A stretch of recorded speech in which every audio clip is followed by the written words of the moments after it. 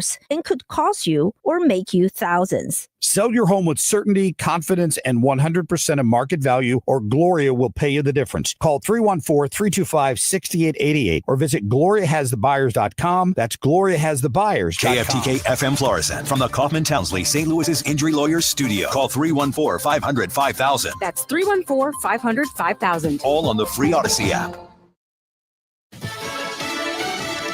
Day for the big, beautiful bill. Gianna Gelosi, Fox News, the Senate kicking off a marathon amendment session leading to a vote on that One Big Beautiful Bill Act. Democrats plan on offering a number of amendments as part of a vote-a-rama on the Senate floor. Senate Minority Leader Chuck Schumer's office says Democrats will force Republicans to vote on, quote, no increase in cost for working families and small business to pay for tax cuts for billionaires. The amendments will be debated and voted on before final passage, which may not happen for a number of hours on the massive tax and spending package. Republicans are touting the One Big Beautiful Bill Act as the largest tax cut in American history. On Capitol Hill, Ryan Schmelz, Fox News. National Economic Council Director Kevin Hassett on America's Newsroom. If we don't pass the bill, the Council of Economic Advisors here at the White House has said that it's going to cause GDP to drop 4%, one of the biggest recessions in history because of a massive tax hike.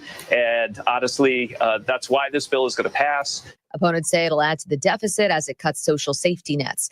And Canada is pulling back a tax aimed at U.S. technology firms, which was supposed to go into effect today. The Canadians blinked in the trade war with the U.S. after President Trump announced that he was going to suspend all trade talks with our neighbors to the north. They decided to turn off a new tax one day before it was set to come due. It is the digital services tax. It took effect in June of last year, and it requires some businesses to pay a 3% tax on revenue that they earn from engaging with Canadian users online. So that could affect companies like Amazon and Meta and Google and Apple. And that was Fox's Peter Ducey at the White House. Meanwhile, the Sean Diddy Combs federal sex trafficking trial is now in the deliberation phase. But Combs' lawyer says Combs was just part of the swinger lifestyle. America's listening to Fox News.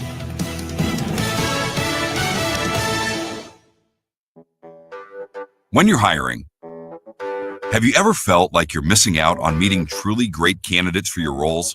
It seems impossible to find them, but they have to be out there somewhere, right? Well, they're not hard to find when you know where to go, and that place is ZipRecruiter. And right now, you can try ZipRecruiter for free at ZipRecruiter.com/free. ZipRecruiter helps 10 million people with their job search every day.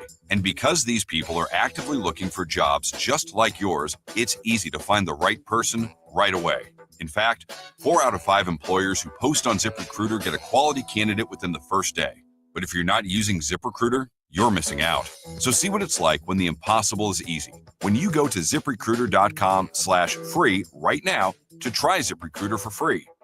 Once again, that's ZipRecruiter.com/free. ZipRecruiter.com/free. Never miss out on great candidates with ZipRecruiter. Air Comfort Service, heating, cooling, and insulation, weather. Still warm and humid with a mix of clouds and sunshine. We're keeping an eye out for some scattered showers and thunderstorms late afternoon into the evening, but 90 for the high. Tonight, fading showers and thunder showers in the evening, otherwise partly cloudy and 70. Tuesday continues to look spectacular. Sunny, less humid, comfortable Tuesday. 87, do that again on Wednesday. This is 97.1 FM Talk. Chief Meteorologist Dave Murray. You're listening to the Annie Fry Show live from the Air Comfort Service Heating, Cooling, and Insulation Studio. Air Comfort Service is celebrating 55 years of residential and commercial service, maintenance, and installation of heating and cooling systems. Get in your comfort zone. Visit aircomfortservice.com. That is exactly what I needed to hear. Thank God someone here knows what they're talking about. That's us. That's right. Gotta love this American ride. You need to take the time and get the full picture. Come on, turn the radio on. It's Saturday and I won't be long. Don't get me wrong, I love the ladies. I mean, they rev my engine, but they don't belong in the newsroom. It is Anchor Man, not Anchor Lady. What do you want from me? I'm not America's sweetheart. Goodness sake, kid. Keep your voice down. Your father's listening to the radio. I'm not America's sweetheart. This is the Annie Fry Show. What does America get from the big, beautiful bill? Right. What America gets from the big, beautiful bill is border security, national security, an extra $10,000 in the pocket of the typical American family, no tax on overtime, no tax on tips. We've got 90 million American workers that are hourly workers that are going to see that extra overtime that they're getting paid go straight into their pockets. And all of this is going to happen if we pass the bill. If we don't pass the bill, the Council of Economic Advisors here at the White House has said that it's going to cause GDP to drop 4%, one of the biggest recessions in history because of a massive tax hike. And honestly, that's why this bill is going to pass. I've got a few Senate staffers on my team that did a little poll today. I told them to tell me what time is it going to pass tonight, and the average of the 4 votes was about midnight. Okay, all right. We'll see. But there you have the discussion today from earlier today. Kevin Hassett talking about the likelihood that this is actually going to pass. And I think that we're all sitting here waiting to see if the Senate is going to be able to get the job done. And I think we might see a vote today. The conversation over the weekend in the Senate was, we talked to Senator Eric Schmidt on Friday. It really wasn't long after that they realized, okay, we do have the votes. Then you have to go through the procedure in the Senate to get the job done. And if you didn't hear this news over the weekend, which I completely understand why you weren't paying attention to this, Chuck Schumer pulled a procedural trick, which has been used by Republicans and Democrats, but not really that often. And they said, you got to read the whole bill. Well, the bill is like 960 pages. So I'm sitting here conflicted. Shouldn't you read every bill that you're going to pass on the Senate? Shouldn't that be publicly consumed every time? And maybe that would stop people from putting together 960-page bills. Well, they pushed it and it got read, and it was really quite something to take in, because it was read overnight, right? Mm-hmm. Just to get the job done. Yeah, I think it started at midnight or something. Chad Pergram had an amazing tweet, as Chad Pergram is apt to do, because, I mean, if you want to know something about how Congress functions, Chad Pergram is on top of it. But he walked through the process of reading this bill. Like, why are we going through this process right now? I retweeted it this weekend. He said in his post on X, there are actual standing orders in the Senate which stipulate that the clerk may read at any volume they wish, and there is nothing regulating the speed at which they read. They also don't have to stand up to read, although the clerk right now is standing. Every bill is intended to be read. Every time the Senate is going to pass a bill, it is to be read. And then, as Chad Pergram highlights in his post here, inevitably, one senator will ask for unanimous consent to, like, basically skip the reading of the bill, and then it always passes. But not this time. The minority leader, Chuck Schumer, said, no, we're going to read this thing. Does it bother you at all? No, I don't care. I mean, it bothers me because the reasons Democrats are doing it are so stupid, but it's just delay. They're not going to change anybody's mind. And also, if your strategy was, well, we could delay the passage of this bill by almost 16 hours. If that's your end game, Patriots, it doesn't look like you're getting much accomplished. But I'm actually okay with them reading the bill. I'm not really that mad about it either. Especially when if you go through the process of reading this bill, you're going to find out, of course, what is actually in it. If you choose to pay attention to the 12, 13, whatever hours it was that this was being presented to the American people, listen to this part. This got to be read in the Senate overnight at 2, 3 a.m. Purposes of paragraph 3. The term female means an individual who naturally has, had, will have, or would have, but for a developmental or genetic anomaly or historical accident, the reproductive system that at some point produces, transports, and utilizes eggs for fertilization. 5, male. For purposes of paragraph 3, the term male means an individual who naturally has, had, will have, or would have, but for a developmental or genetic anomaly or historical accident, the reproductive system that at some point produces, transports, and utilizes sperm for fertilization.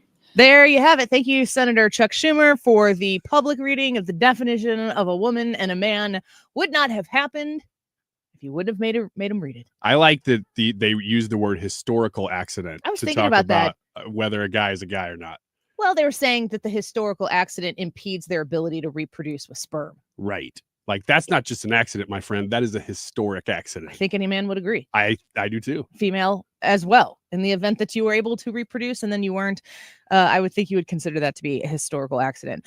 So we are going to speak in about 10 minutes or so with Ryan Schmelz from Capitol Hill and get the latest on where the one big beautiful bill stands. Our YouTube live chat poll for you today, if you go to youtube.com/@AnnieFry, will you be happy to see the big beautiful bill sign? Yes or no? Nothing in between. Happy or not happy? There is a huge part of my yes vote for this poll that is so that we could talk about something else. I understand that. The other part of my yes vote on this poll today, and if you want to agree with me or disagree with me, make sure you hit the vote and then you leave your comments and we will feature those throughout the course of the show. When you hear the Republicans saying, as we heard from NSC Director Kevin Hassett at the beginning, if you don't vote for this bill, you are voting for a major tax increase. That is true, but it is not exclusively true. The binary choice that exists right now is not the full context of power that the House and the Senate have. They could put together another bill. And you could put together Tom Massey's bill in the House and say the same thing. If you don't vote for this, you are voting for tax hikes for middle America across the board, to use Trump phrase, the likes of which you've never seen. If Thomas Massey's bill got put forth and he was stumping for that bill, if Rand Paul's got Paul's bill, which they don't have one because they know that wouldn't actually pass. But if they got to carte blanche write their own bill, they could truthfully go out and say, if you don't pass this bill, taxes are going to go through the roof. Pass the bill. So it is a political tactic to come out and say, you have to pass this bill, because if this bill doesn't pass, and then in parentheses there that's not vocalized, and no other bill passes, taxes are going to go up on you. You are going to be paying an enormous thousands of dollars of more taxes every year. So the parentheses, the thing that people aren't saying, when they're trying to slim this down to a binary choice, which we also are trying to do in the YouTube live chat poll for today. Thank you very much. We're taking a page out of their book. They're trying to make the case to you that it's this bill or bust. That's it. So if you don't believe that the binary choice there exists, if you think that there is something better out there, it too has to be able to pass in order for it to enter into the conversation. Otherwise, it's the same argument. If you took the New York Republicans who want SALT deductions through the overpriced roof, and you put their bill out there, same thing as Thomas Massey, same thing as Rand Paul. If you took the Tom Tillis, the now not anymore running senator from North Carolina, yeah, and said, we'll do your bill. What do you want? Would that bill pass? It wouldn't. These are not perfect solutions and scenarios. And folks, in this business, they never are. It's never that simple. My opinion of this bill, led by Donald Trump, he will bear the burden and the benefit of this bill. Yes, there will be people in Congress who will try to cling to as much credit as they possibly can for the successes of this bill and push away the consequences of the ramifications of this bill, not doing enough, doing too much in whatever particular area that we will, have to pass the bill to see what's in it. There are going to be a lot of politics to play after this bill gets signed, but it's Donald Trump's bill. People have, I'm thinking of the Chip Roys and some, maybe even a Ron Johnson in the Senate from Wisconsin. They are supporting President Trump more than they are supporting this bill. They are choosing not to set themselves in the path of getting this thing passed because of their own individually minded principles, a bigger picture, something bigger and broader than just their singular views.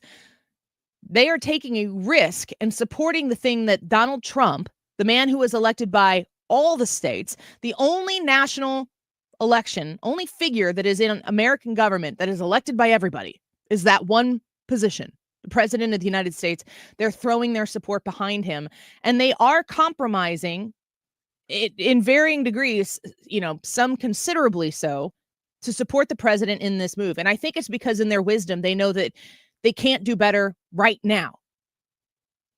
If the Republican voters and if those moderate voters and if the voters in New York City who are choosing, I don't think I want a socialist to run the city of New York City. If those people show up in the midterms and push back against some sort of far leftist, aggressive, progressive takeover of the Democratic Party and choose not to hand the majority over to Democrats in the midterms, my expectation and demand on this Congress is to do much better the next time around.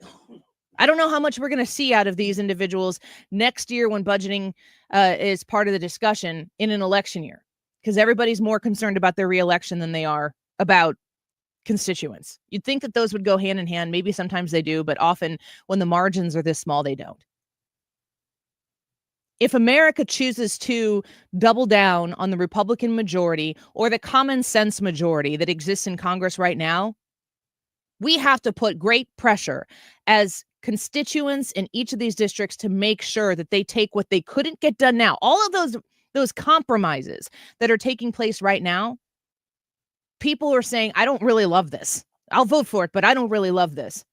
That has to be taken across the goal line the next opportunity they get. Ryan Schmelz on the Annie Frey Show. When we come back, he's the Fox News Radio Capitol Hill and White House correspondent. And I wonder if he'll be happy to see the big, beautiful bill signed. I wonder if he is tired of saying one big, beautiful bill. Or will he be like, okay, now what? I'm sure. We'll ask him that. What are you going to do, man? Yeah, what are you going to do with yourself? We'll ask Ryan Schmelz next. Don't go away.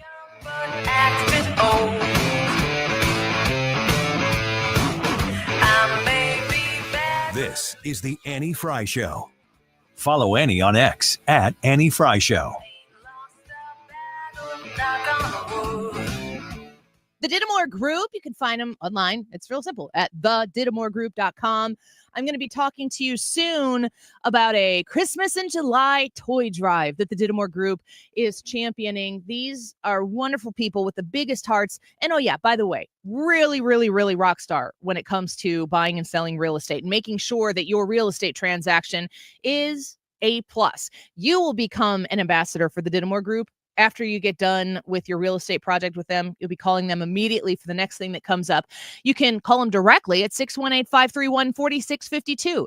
That's 618-531-4652. They have a great team. Tammy, Zach, Pat, Abby, and Trisha all working together to make sure that you're prioritized, that their 50 plus years of expertise become completely accessible to you. And they are the number one team and the number one office in the Metro East for good reason. With RE/MAX Alliance, they have the power to make sure that your real estate transaction is done exactly to your satisfaction. 618-531-4652, thedidamoregroup.com.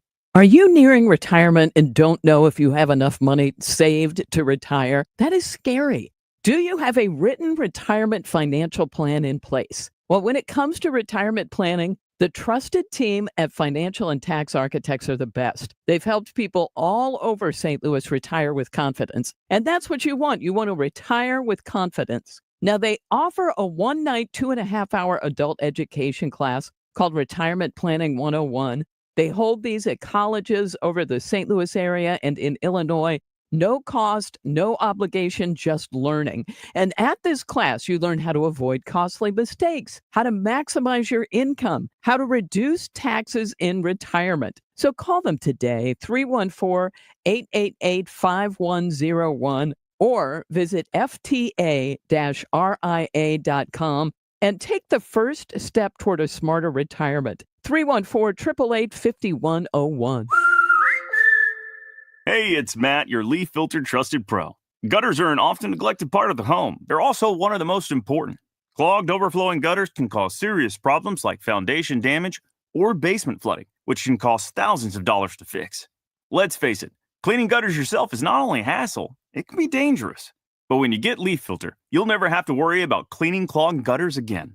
Get started today by visiting leaffilter.com/radio to schedule your free inspection. If you decide to move forward, we'll professionally clean, realign, and seal your gutters before installing our patented stainless steel micro mesh system. Leaf Filter keeps out everything but the water. And it's backed by a lifetime transferable no clogs warranty. So you're protected for good. We're in your neighborhood and ready to help. Visit Leaf Filter today for a free inspection and estimate, and you could save up to 30%. Visit leaffilter.com/radio. That's leaffilter.com/radio. Eggland's Best. The only eggs with more fresh and delicious taste, plus superior nutrition. Available in so many delicious varieties. Classic, cage-free, organic, free-range, and pasture-raised. Eggland's Best. Better taste, better nutrition, better eggs.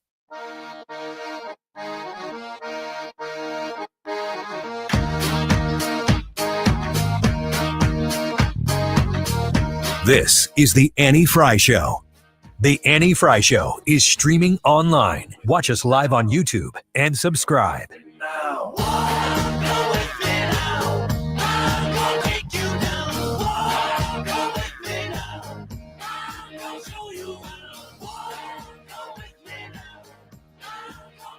Welcome back to the Annie Fry Show. We are joined now by our friend Ryan Schmelz, Fox News Radio, Capitol Hill and White House correspondent.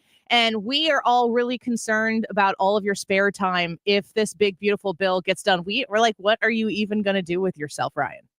Well, I'm still going on vacation, so things aren't changing for me. That's one big, beautiful vacation then for Ryan Schmelz. Can you sum up for us?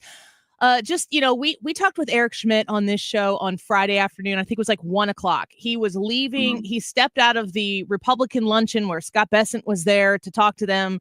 And I guess it was the final push to get it across the finish line. Can you just take us in the highlights from about that point to where we are right now? Because a lot has taken place. Right. So at that meeting, Scott Bessent and House Speaker Mike Johnson pitched a final SALT plan to the Senate Republicans, which would have taken the cap up to $40,000 with a 5-year extension. So that would keep the numbers lower than they are and kind of was offered as a compromise. So that's going to be a part of the text that they vote on in the next, I don't know, however many hours it takes them to get through all these amendments. So from there, you had a vote on the motion to proceed, which was the vote that you have to get through in order to start the debate on the bill. After that happened, So is that the one that came out 51-49 and Vance didn't need to show up for it? Correct. Yes. Vance did come to the Capitol. Now, of course, his deal making and some of the relationships he has with the Senate are very valuable in these situations. You saw it in practice when they were going through the confirmation votes. So Vance was kind of trying to be deal maker. You also had 3 Republicans go meet with Leader Thune, and eventually they got to yes. One of them flipped. So you ended up with 51-48 or whatever it was, and it was able to get across the finish line. Now, of course, the fun part begins, which is the amendment process we're in right now, which happened after Leader Schumer ordered the bill to be read in its entirety, all 900 plus pages, which took several hours to do, and of course was a very strenuous process. But now we're here, and we'll see where this goes. Ryan, this is Ryan. Big picture here, of course. I'm always asking about the deficit, but from the estimates that I've seen, this looks to more than double the amount every year, at least early on, that this would add to the national debt.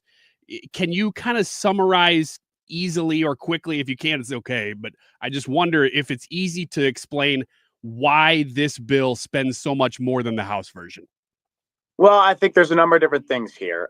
This one now has the SALT cap added to it. This one has, a number of green energy subsidies that were, either placed on a sunset or killed in the first version.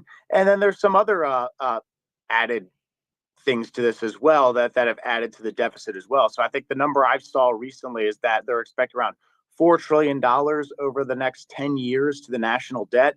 But Republicans have pushed back on this quite a lot and said that there are certain things the CBO does not factor in. And they believe that the economic growth numbers are just not factored in with this too. But one of the things that Ron Johnson has kept saying throughout this whole process is that even if you were to factor in 4% economic growth to the estimates that are there, you still are running a deficit for how much this thing costs. So there's been like a big back and forth among Republicans about how much this is going to increase the deficit and whether or not this thing is going to eventually pay for itself or not. NSC Director Kevin Hassett said today that the bottom line is that we're not taking away anybody's Medicaid. That was a big point of contention for out of the Tillises of the world who dropped out of running for re-election over the weekend, maybe over this, among other things. What does Medicare, Medicaid look like with this bill? Well, Medicare doesn't look like it's really getting touched in this. Neither is Social Security. Most of the major savings that Republicans are pushing for here are related to Medicaid. A lot of that they get through work requirements, which Republicans are pretty unified around. That includes, you have to work 20 hours a week if you're able-bodied. So it's people who are under a certain age, don't have a legal disability, don't have children, aren't caretakers. Everyone in that category would be exempt from this, but people who are considered able-bodied under the law would have to work 20 hours a week, whether it's in a job program, just a job in general, some type of training or some type of education program. They would have to do that in order to keep getting their Medicaid benefits. Republicans were pretty unified around that, but there were some other changes. And you heard Josh Hawley being pretty extensive about this with the provider tax, which he just feels is not exactly, isn't a smart strategy. Had some major concerns with what that's going to do to rural hospitals. So Republicans are kind of working on this rural hospital fund that would maybe calm some of the nerves with those like Hawley and all the other ones who are concerned about Medicaid. And it seemed like, Hawley's kind of been leveled off on this and he's not really as concerned about the bill as he used to be. So we'll see where it goes. There is one amendment we're going to want to watch for with this. It's from Rick Scott. It's pretty much an amendment that would rein in some of the states that get a Medicare match or a fund match from the federal government.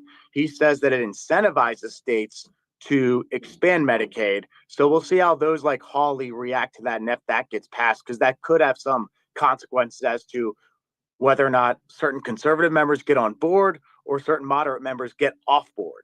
Okay. Well, Ryan, you just answered some of my questions about things that are in the bill that Republicans are all kind of unified, excited about. But you also just mentioned the amendment there from Rick Scott. I think that's very fascinating. Where are we at right now that this thing could still change? And does it look like it will? I mean, over the next however long it takes them to get through this vote-a-rama, there could be changes to the bill that impact the final vote. I think the Scott Amendment's the one that has the best chance of passing and could be the most consequential for what happens to the bill moving forward. So I think that's kind of one we want to highlight, because a lot of the other ones are Democrat amendments that Republicans are probably going to shoot down and just, not really flirt with. But the ones that Republicans are pushing for are certainly the ones we want to watch for. And this Scott one, I think, has the biggest chance of being a consequential one.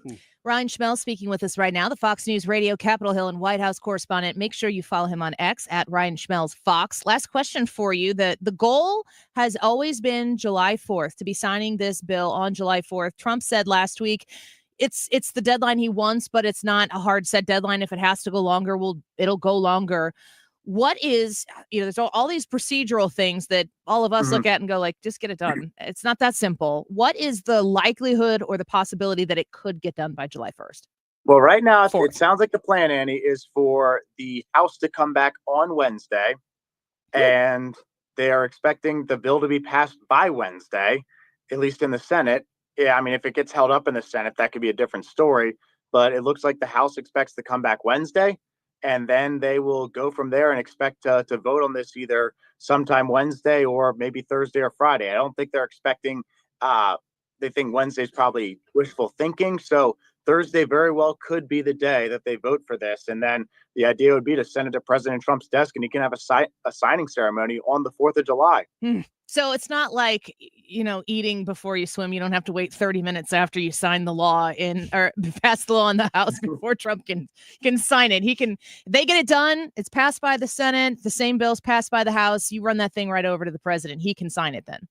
Yeah, pretty much. Yeah, that's how they can do it. But the funny thing is we don't know what the House is going to do. I mean, they could really hate this bill depending on what it looks like. You've already seen those like Chip Roy and a couple others express their concern with what the Senate bill does right now. So, the Senate's going through all this drama, and we haven't even thought about what the House is going to do when they get it. Have a great vacation whenever that starts for you, right, Schmelz?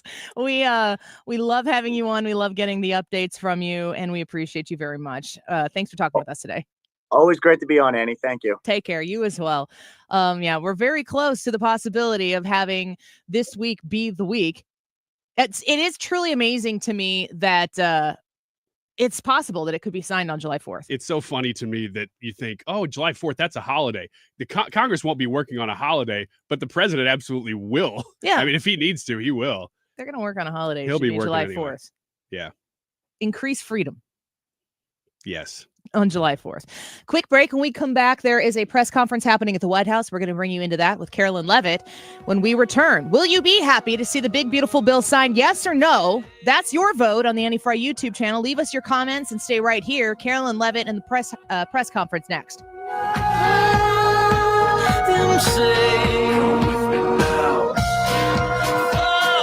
You're listening to The Annie Fry Show.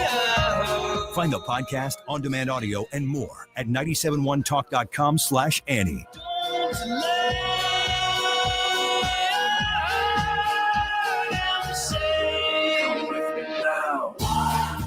CiviaLaw.com, 833-995-WILL. Let me impress upon you the importance of being one of the first 10 callers right now to Civia Law.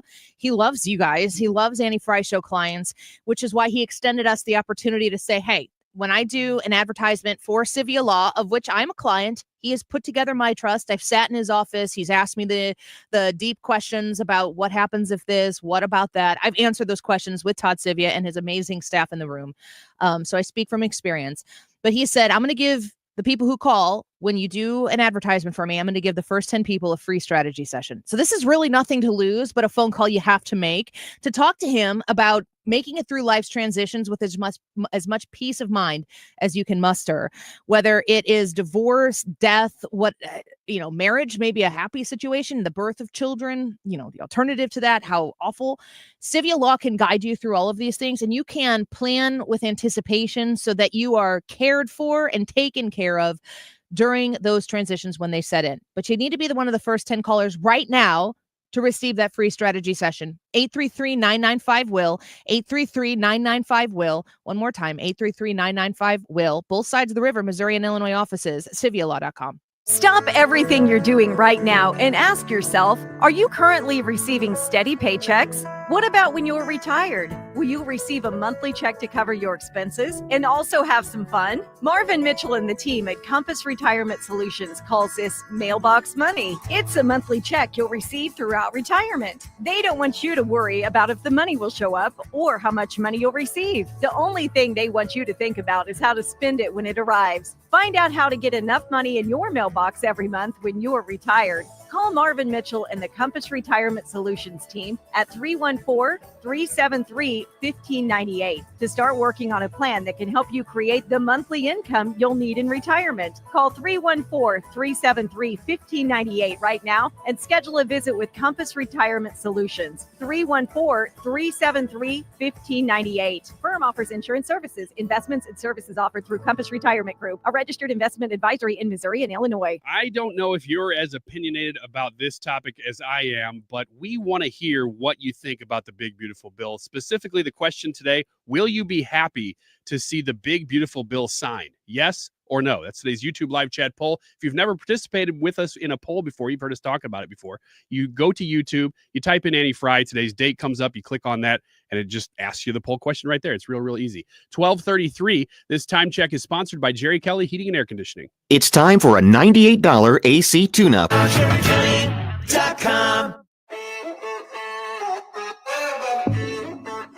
You're listening to The Annie Fry Show. Interact with Annie on Facebook. The Annie Fry Show. Carolyn Levitt right now giving a press conference, taking questions from the White House. Let's listen in to the start of it. Carolyn Levitt right now from the White House. On a scheduling note, tomorrow, President Trump will travel to the great state of Florida to attend the opening of a new illegal alien detention center located at Dade Collier Training and Transition Airport alongside Secretary Kristi Noem, Governor Ron DeSantis, Congressman Byron Donalds, and other state and local leaders. We hope to see many of you there. The facility is in the heart of the Everglades and will be informally known as Alligator Alcatraz.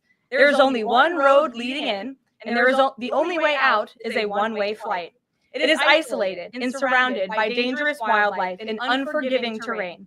The facility will have up to 5,000 beds to house, process, and deport criminal illegal aliens. This is an efficient and low-cost way to help carry out the largest mass deportation campaign in American history. We are truly coming off a historic week of President Trump racking up win after win on behalf of the American people. President Trump restored peace through strength and acted decisively as commander-in-chief to obliterate the immediate threat of the Iranian regime's nuclear capabilities, and then brokered a ceasefire between Israel and Iran, which continues to hold. Then, the president traveled to the Netherlands and achieved a monumental win for the United States and the NATO alliance by getting our allies to dedicate 5% of their GDPs to military spending. As a result of President Trump unleashing American energy dominance, summer gas prices are at the lowest they have been in 4 years, heading into the July 4th week. And with the incoming Trump economic boom, the stock market continues to roar back, with the S&P 500 and the NASDAQ both hitting record highs. And on this point of an economic boom, I bring to you original correspondence from the President of the United States to our Fed Chair, Jerome Powell. As the president has consistently stated, the American economy is booming. And there were so many economic analysts who said that this president's policies would drive our economy down, when in fact we have seen the opposite. We've seen a massive deregulation campaign take place. We've seen inflation completely diminished from where it was under the reckless spending and the bad policies of the previous incompetent administration. I would remind the Fed chair, and I would remind the entire world, that this is a president who was a businessman first, and he knows what he is doing. He has a proven economic formula that worked in his first term as president, and it is working again. The one problem that remains is high interest rates for the American people. The American people want to borrow money cheaply, and they should be able to do that. But unfortunately, we have interest rates that are still too high. So the president sent this note to the Fed chair today. And if you look at this chart, this is a chart of all of the interest rates of many countries throughout the world. At the top is Switzerland. They're only paying a quarter for interest rates. Cambodia, Japan, Denmark, Thailand, Botswana, Barbados, Taiwan, Bulgaria, Cuba, Sweden, Morocco, Cabo Verde, South Korea, Algeria, Canada, Albania, Libya, Malaysia, China, New Zealand, Trinidad and Tobago, Czechia, Bolivia, Australia, Costa Rica, the Bahamas, Kuwait, Papua New Guinea, Bosnia, United Kingdom, and the UAE are all paying lower interest rates than the United States of America, which has one of the hottest and strongest economies in the world. The president sent this note to the Fed chair. It says, Jerome, you are as usual too late. You have cost the USA a fortune and continue to do so. You should lower the rate by a lot. Hundreds of billions of dollars are being lost, and there is no inflation. And the president is right. There is historically low inflation thanks to his policies. And we will continue to drive down the cost of living in this country for Americans. We will continue to deregulate. And it's also incredibly important that we pass this one big, beautiful bill, which is the largest tax cuts in American history. And that's why the White House and the president himself have been in touch with lawmakers all weekend long to get this bill passed. And they are working very hard to do so. It remains a top priority for the president. And this bill has exposed the clear differences between Republicans and Democrats in 2025. The Democrats are doubling down on craziness and radical policies that are undermining the very fabric of our country. Just look at the Democrat nominee for New York City Mayor, Zohran Mamdani.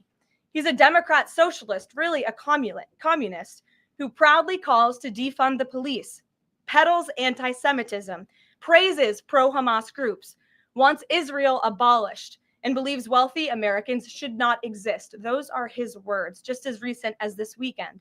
Meanwhile, under President Trump's leadership, Republicans are fighting tirelessly for everyday middle-class working Americans who re-elected this president, and we're carrying out a revolution of common sense. And all of that is packed into this one big, beautiful bill. It delivers the largest middle and working class tax cuts in U.S. history. It keeps America safe by funding the largest ever one-time investment in border security. It's enough to reverse the Biden border invasion. And every single Democrat is against that, against securing our border and deporting millions of criminal illegal aliens.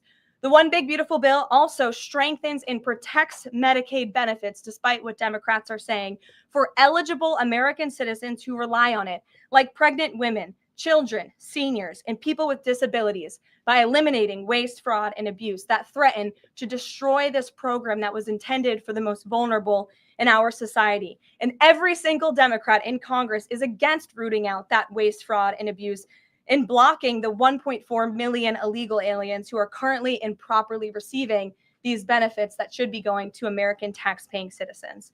The Democrats in Congress are more concerned with defending illegal aliens than they are hardworking Americans. And the Big Beautiful Bill also revitalizes our military and enhances our defense capabilities, protects our country from emerging new threats by funding a cutting-edge missile defense system called the Golden Dome. And as we all know, the One Big Beautiful Bill makes the Trump tax cuts permanent. The White House and the president are adamant that this bill is passed and that this bill makes its way to his desk. Republicans need to stay tough and unified during the home stretch, and we are counting on them to get the job done. So with that, we will take up questions. John Fredericks is in our new media seat today. John, thanks for being here. We'll kick it to you. Thank you, Caroline. Let's get to the One Big Beautiful Bill first. It Sure. appears now you're going to get at least 50 votes in the Senate. There'll be some amendments. What is the president's confidence level in getting 218 votes in the House by the end of this week in order for him to sign it on Friday? Well, look, we are very well aware, the president is very well aware that this bill needs to not only pass out of the Senate, but it needs to go back to the House. And we need the full weight of the Republican conference to get behind this bill. And we expect them to, and we are confident that they will. The president has been working hand in hand with Senate Majority Leader Thune and also our House Republican leader, or the Speaker of the House, Mike Johnson, both of whom will be at the White House today to meet with the president yet again. I believe they were here this morning, actually. I have one follow-up. Sure. You outlined Jerome Powell and the note that the president just sent to him. There are many who believe that Powell has been politicized in a lot of different ways. The president has not been shy about acting on things that he believes in. Why not just fire Jerome Powell and put in somebody that is going to lower rates? Why wait? Well, it's a good question and one you can ask the president because that's a decision for him to make. But you're right to point out the politicization of the Fed, and it's very unfortunate for our country. But Jerome Powell cut rates numerous times ahead of the election when Joe Biden was in this Oval Office, but now he refuses to, and the economy is in a much better place. So there really isn't a good explanation for that, and the president is rightfully calling attention to it. Kelly. Good afternoon. On Iran, the president posted on his social that he is not even talking to them anymore. When we were at NATO, he said he expected the U.S. and Iran to have talks as early as this week and that he might even want to see a written agreement. What is the update now if he's saying he's not even talking? So as I told you from the podium last week, I said the administration and namely our special envoy, Steve Witkoff, has been in communication both directly and indirectly with the Iranians. That communication continues. The president himself has not talked to Iran, which he pointed out in his truth statement. Peter. Thank you, Caroline. Does President Trump want Zoran Mamdani deported? I haven't heard him say that. I haven't heard him call for that. But certainly he does not want this individual to be elected. I was just speaking to him about it and his radical policies that will completely crush New York City, which is obviously a city that the president holds near and dear to his heart. There's this Congressman, Andy Ogles. He wants the Attorney General Bondi to explore denaturalization proceedings because he thinks Mamdani could have misrepresented or concealed material support for terrorism based on rap lyrics he wrote in 2017. Does President Trump think this is a worthwhile use of the Attorney General's time? Well, I'll let the president speak to that. I have not seen those claims, but surely if they are true, it's something that should be investigated. And could President Trump see himself, you said you just talked to him about this. Mm-hmm. Could he see himself working with a mayor, Mamdani, somebody who on Meet the Press this weekend was given 3 chances to condemn the phrase globalize the intifada, but he couldn't? Yeah, look, the president is always willing to work with everyone. He's working with Democrats across the country, Democrat governors, and he said he'll work with people on the far left. He works with Republicans. He works with people in the middle. He wants to do what's right for America, but surely someone who holds these values and is quite literally a communist and condemns every value that makes this country great. Common sense, law and order, low taxes, working hard, and earning your keep in this country. He's against all of that. And I think the president would find it difficult to work with someone like that. If he is elected, I'm sure you'll hear more from the president on that. But we'll have to see. Hopefully the voters of New York City choose wisely. Sure. Thanks, Caroline. The president on Friday said that he was hopeful of a Gaza deal within the next week. Can you give us an update on any progress towards that, and on any talks that the White House is having with Israel on that? Mm-hmm. Sure. Well, I know that Mr. Dermer is in Washington this week to meet with senior officials here at the White House. I also know that this administration is in constant communication with Israeli leadership, and the president himself speaks frequently, as you know, to Prime Minister Netanyahu. But this has been a priority for the president since he took office, to end this brutal war in Gaza. It is because of this president that humanitarian aid is being brought into the region. It's heartbreaking to see the images that have come out from both Israel and Gaza throughout this war, and the president wants to see it end. He wants to save lives. And however, the main priority for the president also remains to bring all of the hostages home out of Gaza. As you know, his tireless effort has brought home many of the hostages, including all of the American hostages who were held there. So he wants to see both things happen, and we're continuing to work very hard to do those things. Sure. Yeah, thanks, Caroline. What is the White House's response to Senator Tillis's criticism articulated from the Senate floor yesterday, in which he said passing the big, beautiful bill would betray President Trump's promise to protect Medicaid? Well, he is just wrong. And the president and the vast majority of Republicans who are supportive of this legislation are right. This bill protects Medicaid, as I laid out for you, for those who truly deserve this program, the needy, pregnant women, children, sick Americans who physically cannot work. And what it does is it ensures that able-bodied Americans who can work 20 hours a week are actually doing so, and that will therefore strengthen and protect those benefits for Americans who need it, as well as cutting out the waste, fraud, and abuse, as well as getting 1.4 million illegal aliens off of the program. So all of those measures are actually going to protect it for those who need it. That's the president's position, and that's what this bill does, and that's why Republicans need to vote for it and get it to the president's desk. That kind of criticism from a Republican senator, is that reason for concern for the passage of this? No, it's not. We're confident this bill is going to be back at the White House by the 4th of July. Stephen. Thank you, Caroline. Two questions. On the New York mayoral race, does the president plan to make an endorsement? And secondly, on Jerome Powell, a lot of the focus obviously has been on interest rates and him keeping them high, but a new controversy erupted today.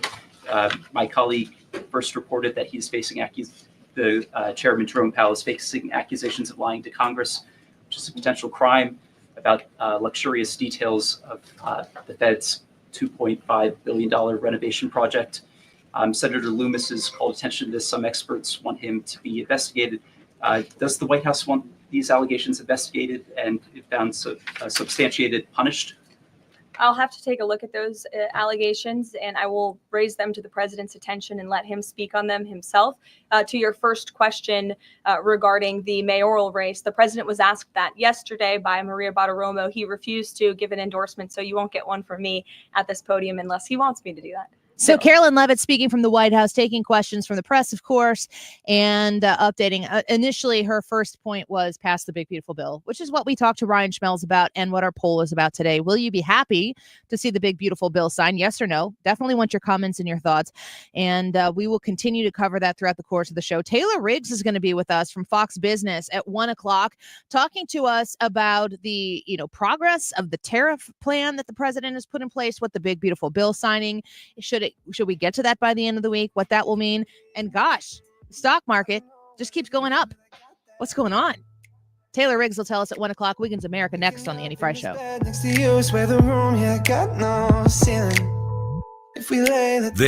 the Annie Fry Show. Follow Annie on X at Annie Fry Show. I might have to tell you something. The Retirement Advisory Group, you find them online at retirementkey.com. You're close to retirement. You might feel like you're a few steps past retirement and you just haven't pulled the trigger yet because you're not confident that you have done everything you need, that you've saved as much as you need to save, that you can enjoy the retirement in your mind, the fantasy, the dream that you have of what retirement is going to look like. You're afraid that you're not there yet. Well, fear exists when you have a lack of information. Once you have the information, you can create a plan. And that's what the Retirement Advisory Group does. When you call 314-993-9494, 314-993-9494, you are going to be put into the hands of the experts who help people exactly like you right on the cusp of retirement make sure that their plan can be put into motion and be successful. Call them at 314-993-9494. That's 314-993-9494. Tell them Annie sent you and schedule your appointment today. retirementkey.com. Cash for Clunkers is back. Overhead Door Company of St. Louis is paying cash for your clunkers now. They'll haul away your old garage door and give you instant credit towards a new insulated door. $200 for the first garage door and $100 for each additional door. Cash in your old entry door too. It's Cash for Clunkers now at Overhead Door Company of St. Louis. Convenient, free in-home estimates. Schedule online at overheaddoorstlouis.com or call 314-781-5200. The Range St. Louis West is launching the countdown to 250 years of American freedom this July by giving away 5,000 rounds of 9mm ammo. 5 winners will get 1,000 rounds each, and winners are going to be drawn July 1st. Don't miss your shot. Enter now at therangestl.com/ammo. You have to be 21 or older to enter. It's open to Missouri residents and Illinois residents with a valid FOID card. No purchase necessary. therangestl.com/ammo. The Mark Cox Morning Show. Tom Ackerman. I am here to tell you that Heim Bloom and the rest of that staff will build this minor league system back to what you expect it to be, and they're going to be a really good team for a long, long time. The Mark Cox Morning Show, weekdays from 5 to 9.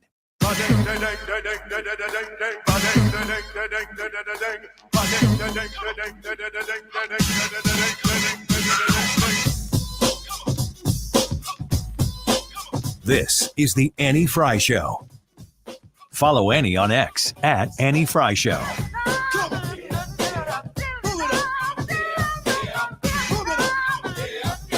Wiggins. Oh! Monday Roundup. Yeah! This here's the wildest ride in the wilderness. All right, you heard page 1. Here's the page 2 news. 2? Don't flatter yourself. Nah, this is page 2. This is just below the fold. This is like page 6 or 7. Heck no. You were just reading the headlines and you're like, oh, look at all this other news that I didn't see before. A majority of U.S. adults support religious chaplains in public schools. A new poll finds. The Associated Press Nork Center for Public Affairs Research released a report showing that over half of adults think schools should be allowed to have chaplains available to provide support services to kids in schools. I provide pastors in my children's school by sending them to a Lutheran school. Send your kids to a Lutheran school. Well, that concludes that story. No, this is good. This is great news. This is good. Yes, this is great news. This is a marquee sign of the times. The culture shift has borne out the politicians that we have in office right now. The culture shift starts first. Then you start to see it manifest itself in elected officials, or maybe the kind of content that people consume higher than others, or the figures that you know the public community lauds, things they stand for, things people like. And this is absolutely a sign of the times. I don't think that this will last. This isn't the way of the future. I don't either, but I'll take it while we can I get like it. the Yeah. direction because this is not something that typically Americans have said, yeah, those things should be mixed. Let me add in this, that this is what nerd Lutherans say. I, as an LCMS Lutheran, I know that there are Wisconsin Synod Lutherans, there are Missouri Synod Lutherans, there are evangelical ELCA Lutherans, which I think is the biggest of them all. ELCA Lutherans, it's an entirely different faith than the Lutheranism that I subscribe to. So when you say chaplain in school,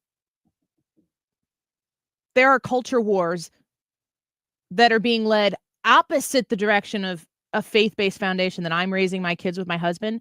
There are culture wars being led by people who wear a collar. So when I hear chaplain, I'm thinking like, well, what kind of chaplain? And why should another kid have to be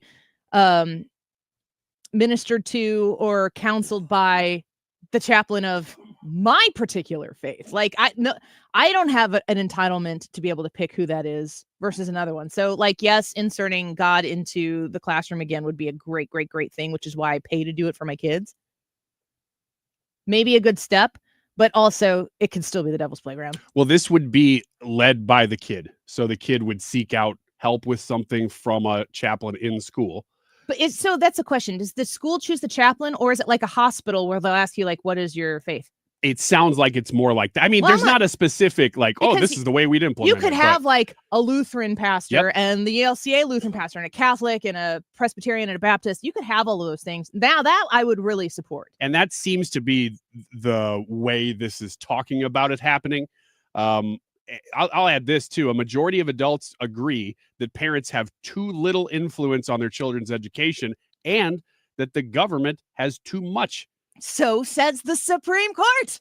Yes. On Friday. Yes. And so this is an Associated Press poll. This isn't a right-leaning poll. This is a probably left-leaning poll, if anything.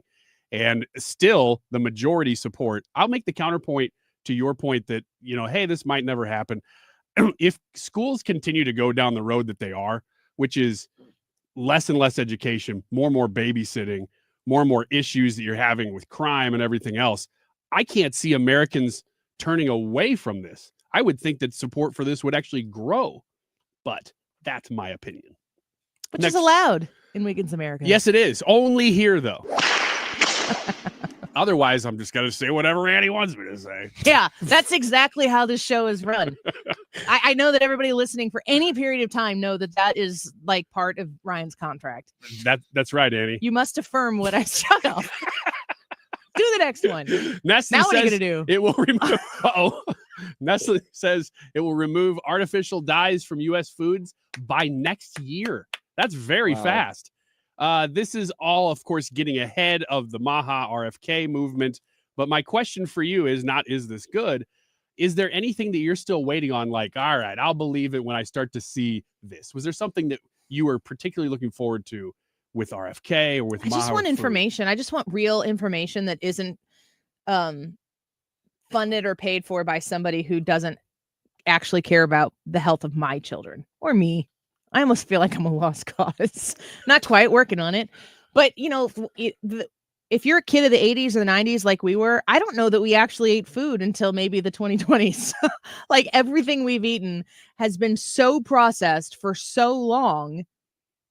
I fear what we have been doing to our bodies this whole time. I want my children to be exposed to natural, healthy foods. If you're gonna manipulate foods along the process, it has to be done naturally. There's an entire shift that needs to take place in the way that we provide food that can be consumed, and that's all so far over my head. I'm in a position to only be able to trust. Is it possible that we've been fighting off so much weird artificial food and fighting so hard for so long that if we start to get real food, our bodies will be super bodies? I suppose it's possible. Like you said, I'm in a position to trust. Now, when it comes to health and nutrition and food advice, Ryan, you're not high on my list. That's your mistake. I will add this, though, before we run out of time here in Wiggins America. You should do a health podcast.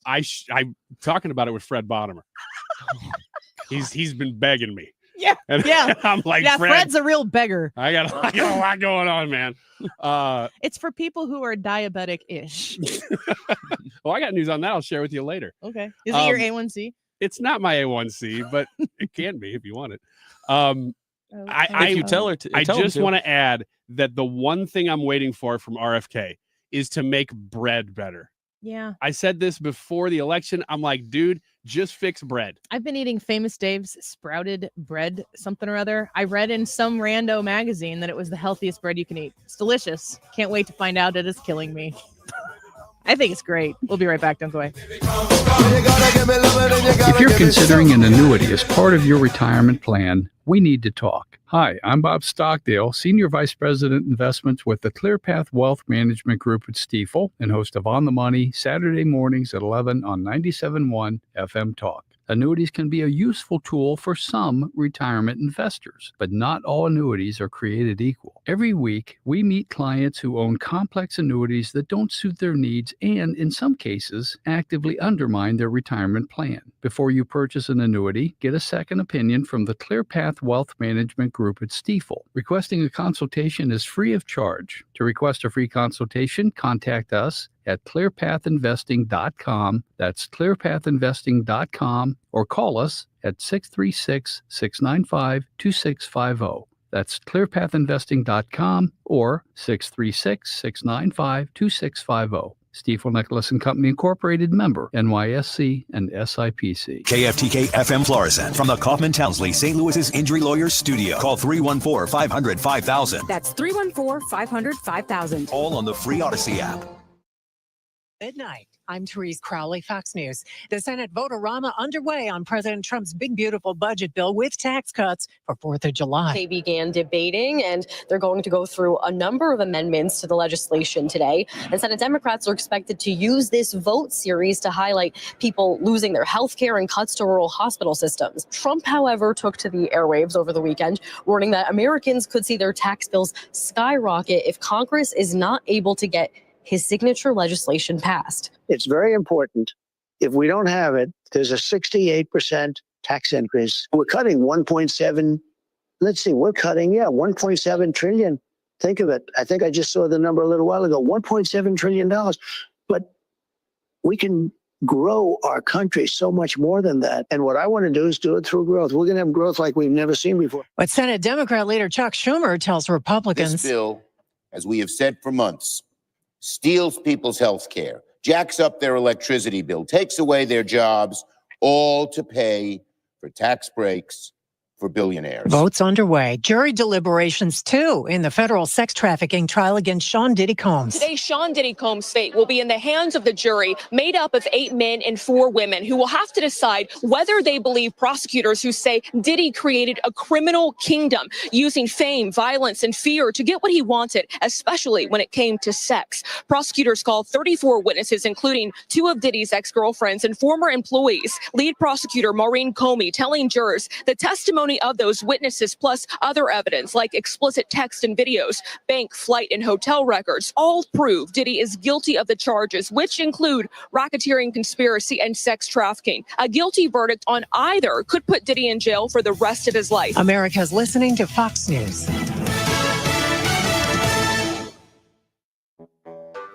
When you're hiring, have you ever felt like you're missing out on meeting truly great candidates for your roles? It seems impossible to find them, but they have to be out there somewhere, right? Well, they're not hard to find when you know where to go, and that place is ZipRecruiter. And right now, you can try ZipRecruiter for free at ZipRecruiter.com/free. ZipRecruiter helps 10 million people with their job search every day. And because these people are actively looking for jobs just like yours, it's easy to find the right person right away. In fact, 4 out of 5 employers who post on ZipRecruiter get a quality candidate within the first day. But if you're not using ZipRecruiter, you're missing out. So see what it's like when the impossible is easy. When you go to ZipRecruiter.com/free right now to try ZipRecruiter for free. Once again, that's ZipRecruiter.com/free. ZipRecruiter.com/free. Never miss out on great candidates with ZipRecruiter. Air Comfort Service, heating, cooling, and insulation, weather. Still warm and humid with a mix of clouds and sunshine. We're keeping an eye out for some scattered showers and thunderstorms late afternoon into the evening, but 90 for the high. Tonight, fading showers and thunder showers in the evening, otherwise partly cloudy and 70. Tuesday continues to look spectacular. Sunny, less humid, comfortable Tuesday. 87, do that again on Wednesday. This is 97.1 FM Talk. Chief Meteorologist Dave Murray. You're listening to the Annie Fry Show live from the Air Comfort Service Heating, Cooling, and Insulation Studio. Air Comfort Service is proud to support Greater St. Louis Honor Flight. Sign your veteran up for the Honor Flight today at gsLHonorFlight.org. And for HVAC services, visit aircomfortservice.com. That is exactly what I needed to hear. Thank God someone here knows what they're talking about. That's us. That's right. Gotta love this American ride. Right, you need to take the time and get the full picture. Come on, turn the radio on. It's Saturday and I won't be long. Don't get me wrong, I love the ladies. I mean, they rev my engine, but they don't belong in the newsroom. It is Anchor Man, not Anchor Lady. What do you want from me? I'm not America's sweetheart. Goodness sake, kid. Keep your voice down. Your father's listening to the radio. I'm not America's sweetheart. This is the Annie Fry Show. I think everyone believes that this is a start. So it's an 11% cut in non-discretionary spending, and we're going to go from there. So we didn't get here all at once. We've gotten here 20 or 40 years, and we are going to bend the curve, bring the debt levels down. Because I'm a fiscal hawk. I've had a lot of very good meetings with that group, and I think we're all on the same page on how to grow the economy while controlling and bringing down expenses. Secretary Besson talking about what this big, beautiful bill is going to do. Of course, he wants to see the job get done. And I think it's important to highlight what he says there. It's taken us decades to get into the deep, deep hole we're in. It's going to take a little time to get out of it. Let's ask an expert how she feels about that. Of course, our friend Taylor Riggs back with us, co-host of The Big Money Show on Fox Business and on X at Riggs Report. Taylor, welcome back to the show. Thanks for being with us today. Thanks for having me. So exciting news, or at least if you watch these things in Congress, watching the Senate navigate, getting their version of the big, beautiful bill done. I'm curious of your thoughts on what could be upon the American people economically should what we expect the Senate to pass actually get passed. Yeah. So, Trump is out over the weekend saying that if this bill does not get passed by the end of the year, when this expires, you're looking at a 68% increase in taxes. Nobody wants that. And so I'm trying to go into this thinking, don't let perfect get in the way of good. There are certainly a lot of things about this that I don't love, but is it good enough? Yeah. I mean, do we have to get the bill passed? Yes. I think the last time we spoke, I had some concerns about this. Feels like a once in a lifetime opportunity to actually cut spending, to get real spending cuts, to go back to pre-COVID spending cut levels. And I was really hopeful that we could do that. That's been a little bit of a disappointment where we're slowing the growth of Medicaid, but we're not cutting it. And then I had to realize, well, that's politics. People have to get reelected. And so I don't want that to get in the way of what otherwise is a good bill. And so it is difficult. I think there are some messaging problems from the Republicans. I think, everyone I hear from on the left says, you're cutting Medicaid, people are dying, millions of people are going to lose coverage. All they are asking is to do 20 hours a week, prove that you're working 20 hours a week if you are a able-bodied person.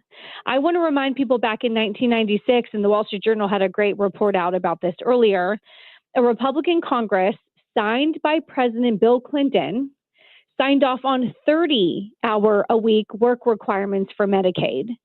So they are doing less than even what Bill Clinton wanted in 1996. They just need to say that and stop the fear-mongering on the left of you're losing Medicaid coverage and you're going to die, because that's all I'm hearing from the left. Yeah, it's kind of a scary message that if people don't want to dig into it, as you obviously have done, which is why we're grateful to have you on the show with us. You've got the evidence to back up the opinions that there is an effort being taken by this measure that gets us definitely pointed in the direction where we need to go. You watch the economy and you're focused on business, of course, as a co-host at Fox Business. So I love that you have a focus that's kind of outside of the political realm. But would you say that America has valued government for the purpose of handouts more than government for the purpose of opportunity for, individual success in this country, which requires people to put their skin in the game and work a little bit to seize as much of that opportunity they can have? It does. And I'm stealing this line from Larry Kudlow, who anchors our 4 p.m. show. He worked in the Trump 1.0 office, and I love him. And frankly, work is good for families. Yes. It's good for marriages. It's good for self-esteem. It's good for me waking up in the morning and having purpose. It's good for my country. Work is good. It gives me dignity. The Wall Street Journal a couple years ago even had a great story about there's a poor kid growing up in a neighborhood, and most people in that neighborhood are working. He is more likely to climb up the socioeconomic ladder than if he is in a neighborhood where no one is working. So work is good, especially if you're an able-bodied man. I don't want to pay you to stay home and play video games in your mom's basement. Let's work. There is dignity and good self-respect in work. Another thing I'll also say about this bill is growth. Now, I talked to you earlier. Would I have loved to see more spending cuts? Absolutely. But I do have confidence that growth solves a lot of problems. The biggest driver to climbing up the economic ladder is growth, is living in a country where we are growing at 3% GDP, where there's good paying jobs, which, by the way, blue collar jobs are pay increases are here. Real wages are up for lowest income Americans. So I'm confident that if you have a pro-growth solution that solves a lot of our problems, we can grow our way out of debt and deficit. Not as much as I would like, but whatever. I'm not in Congress and I'm not running for re-election, and I'm trying to understand how the ins and outs of politics works, even though I don't always love the economics of it.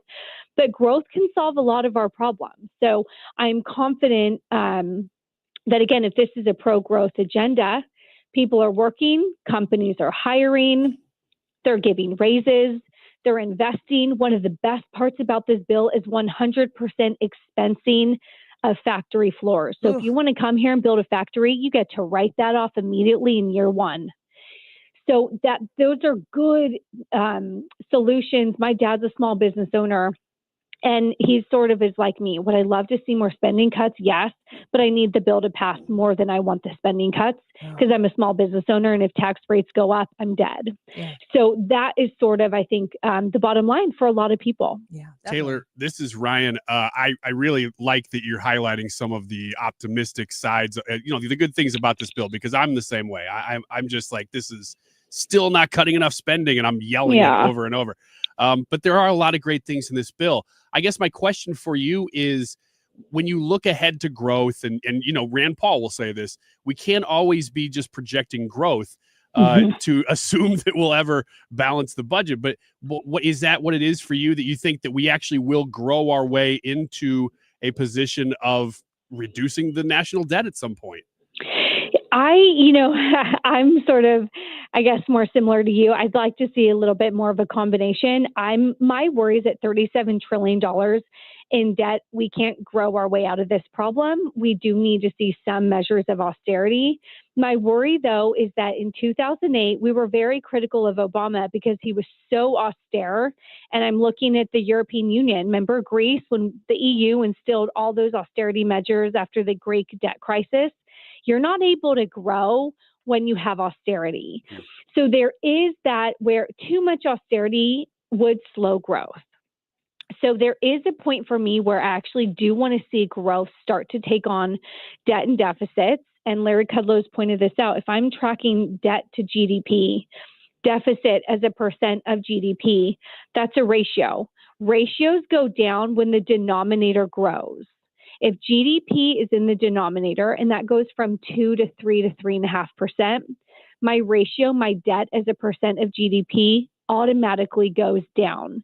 Now, do I think that we can grow our way out of a $37 trillion problem?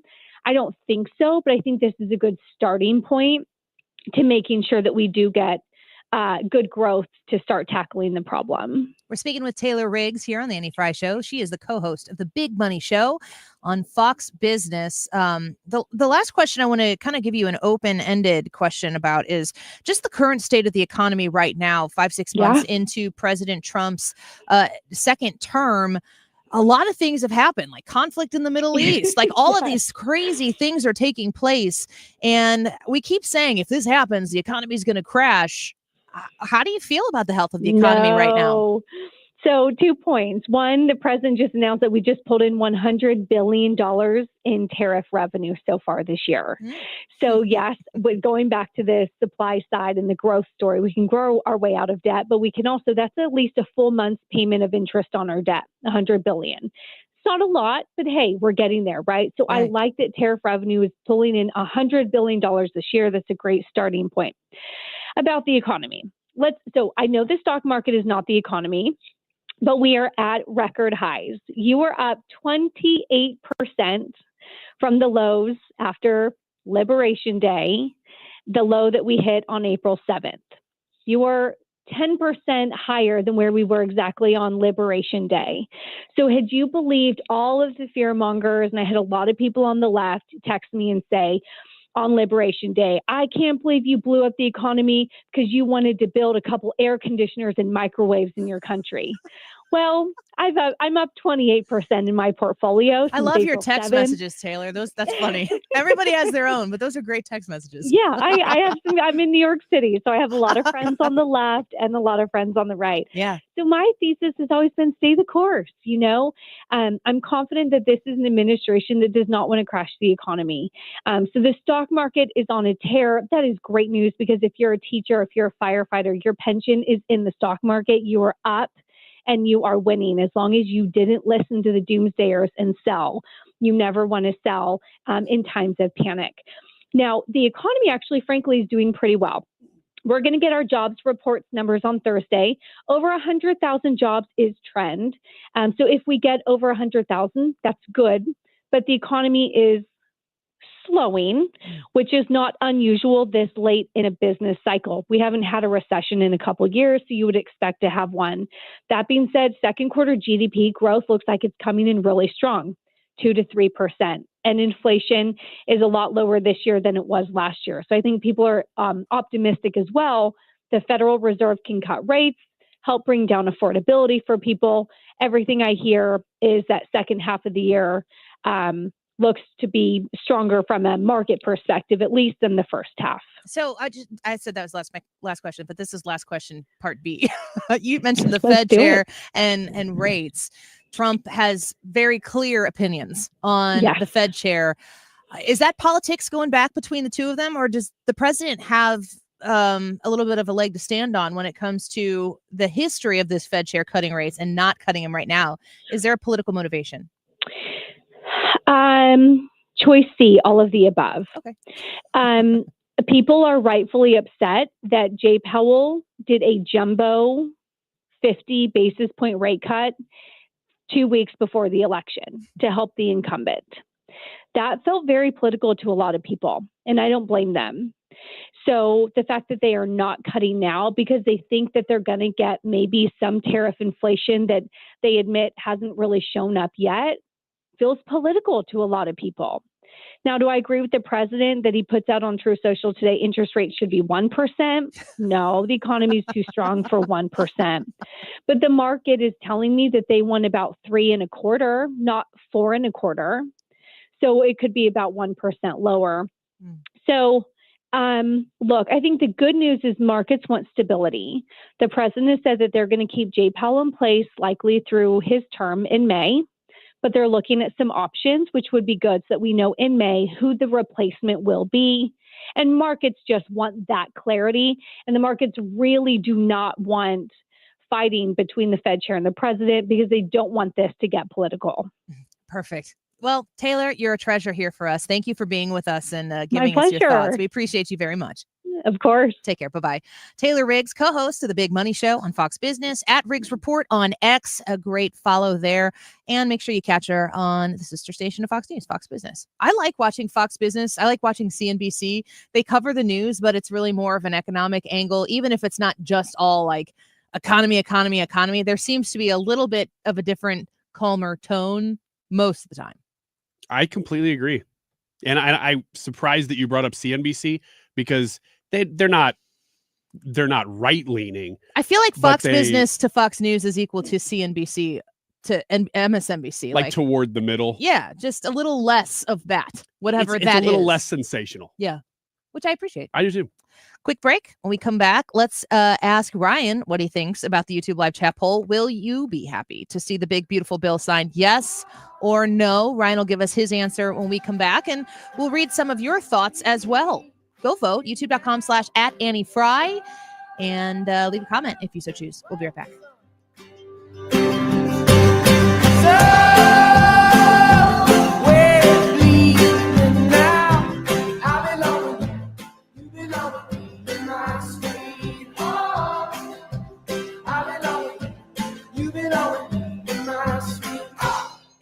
aircomfortservice.com, making sure that your heating and air conditioning unit is working year-round. Air Comfort Service is there to guide you through and make sure that you are well taken care of. I encourage you, this is not something that is top of mind to you, and I don't know anybody who thinks about their air conditioner even existing until it's not working. It just happens. We are so blessed in this country to be able to cool the air to the exact temperature that we want it to be.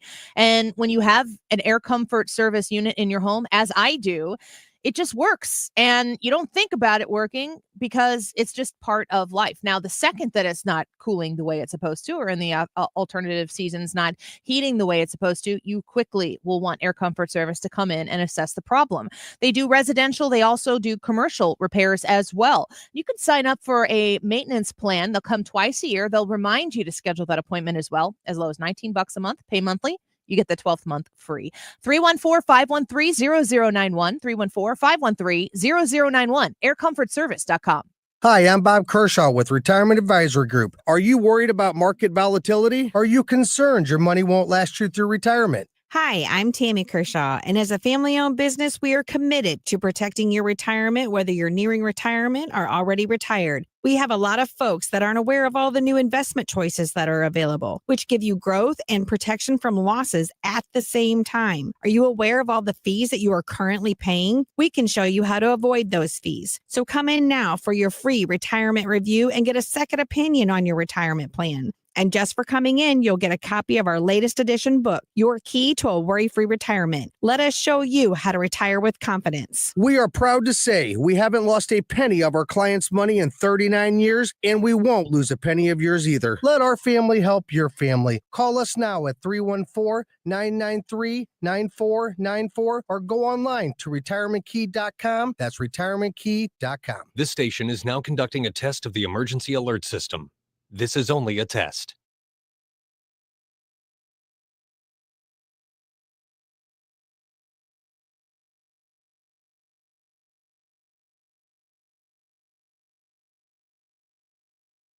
Viking, committed to exploring the world in comfort, offering small ship experiences with a shore excursion included in every port and programs designed for cultural enrichment. Discover more at Viking.com. That's Viking.com.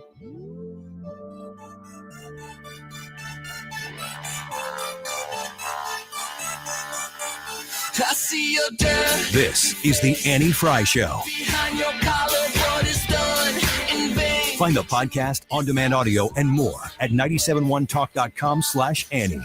By the way you live a lie, live a lie, live a lie. And you take your time, and you do your crime. Well, you mean your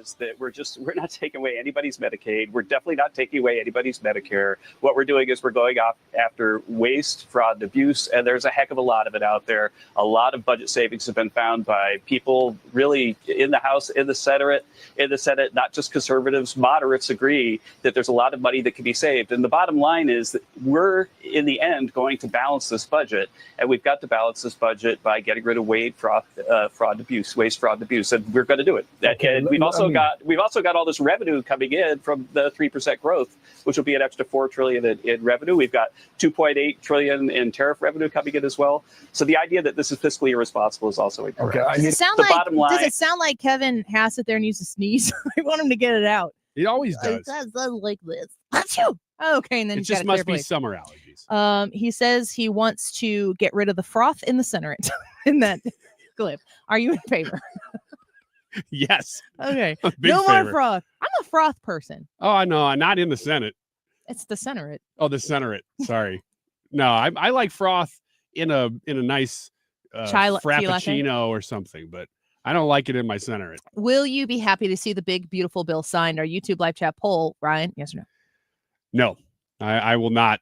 Not if it's this bill. I was very, very hold my nose, vote for Mitt Romney on the House version.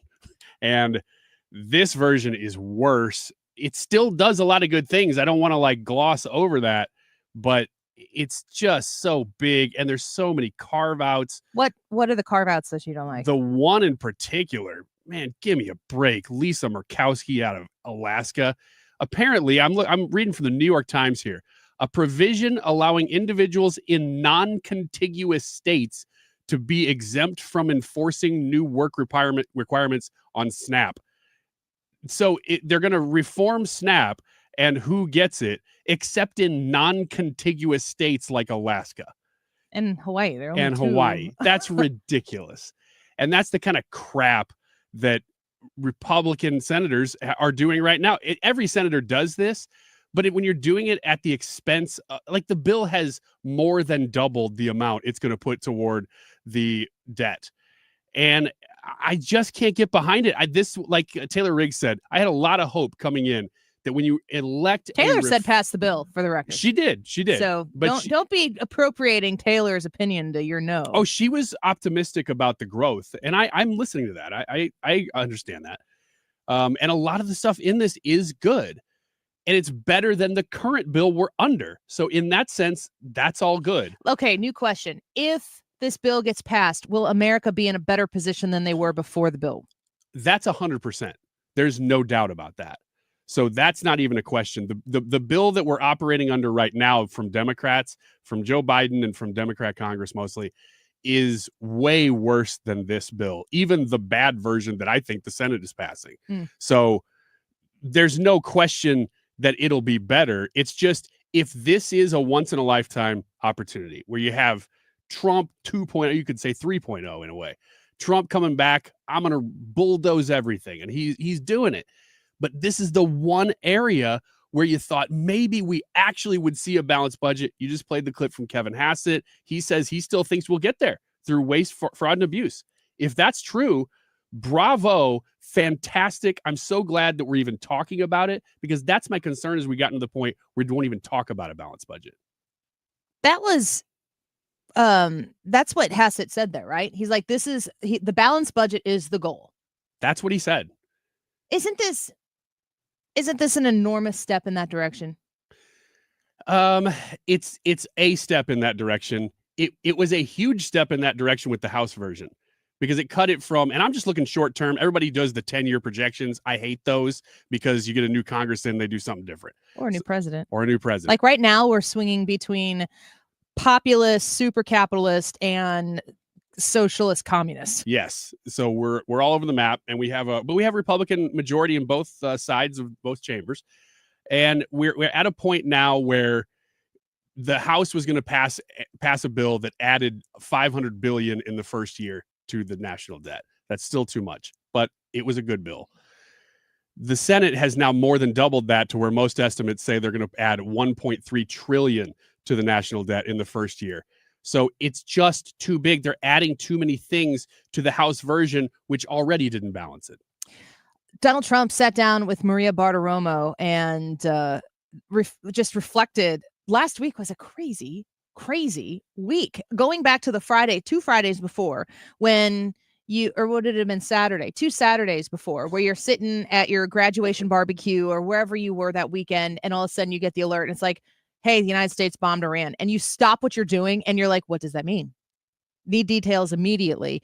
What in that moment, when you first read that headline, you were thinking in your head, at least reflexively, that, the moment we're sitting in right now could look very, very differently than it does right now. President, you were just coming off of one of the most consequential weeks anybody has ever seen, from striking Iran to going to NATO, to announcing 2 deals, and then this Supreme Court victory.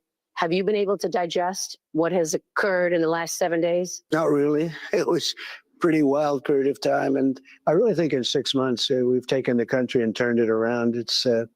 I was told by the King of Saudi Arabia, by the leader of Qatar and the leader of UAE, when we went over there, we brought back $5.1 trillion investment into the United States. They said, you're presiding now over the hottest country in the world. And a year ago, we thought your country was dead. It could never come back.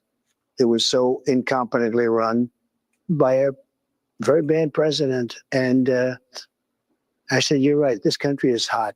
And that was a couple of months ago. Now we're talking about what we've done recently. So the country is really going. The numbers are great. I watch you in the mornings, and you're giving those numbers, and they're really good. No inflation. We have a bad Fed chairman, but other than that, we have, great. It doesn't even matter. The numbers are so good. It doesn't matter that he keeps the rates artificially high.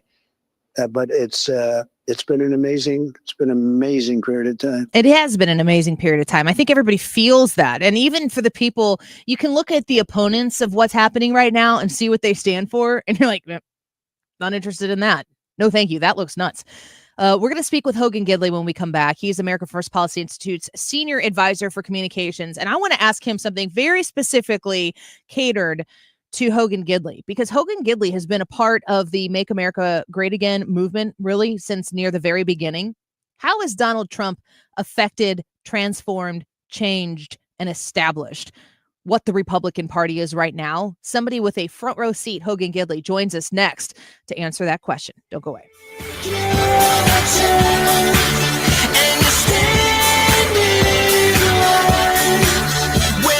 This is the Annie Fry Show. Follow Annie on X at Annie Fry Show.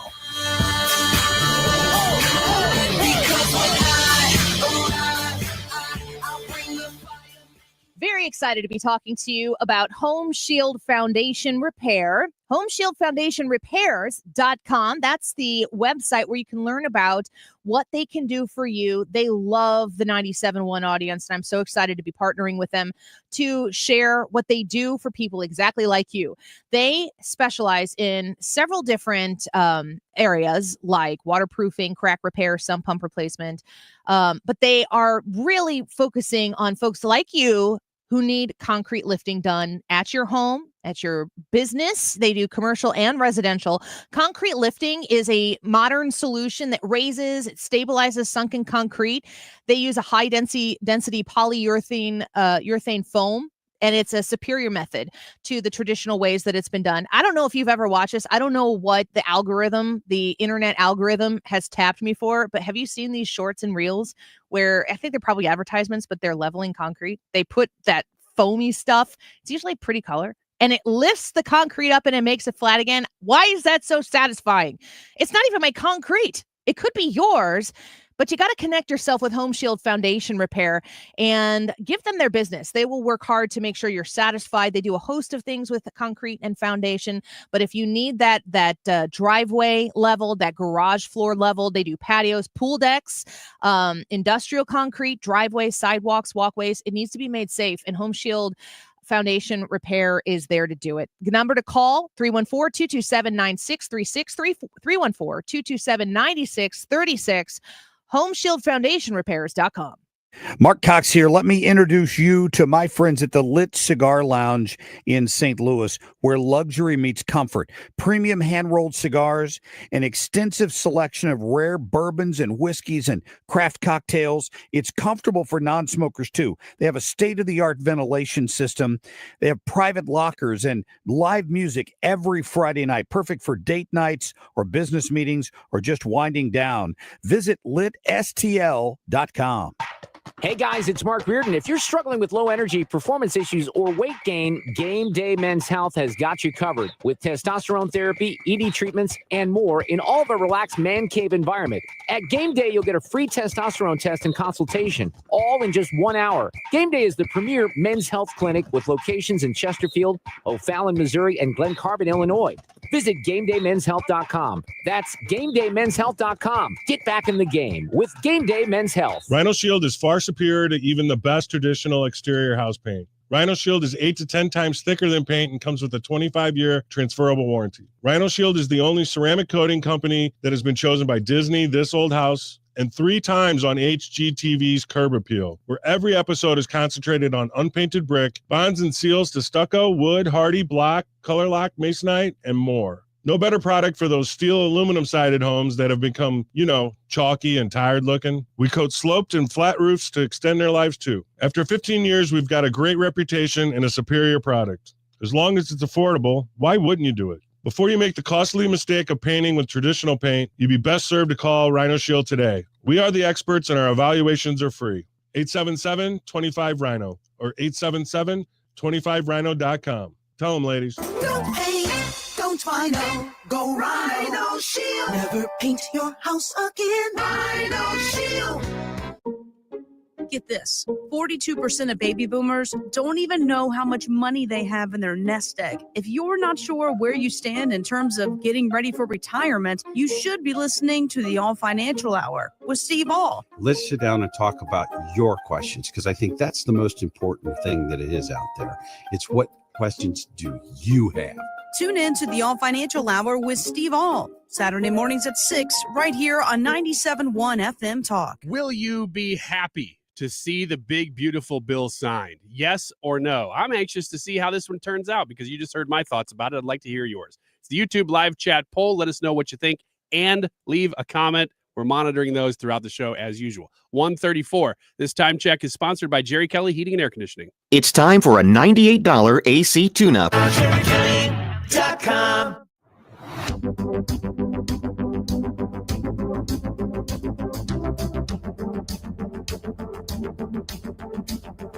The rain is coming. You're listening to The Annie Fry Show.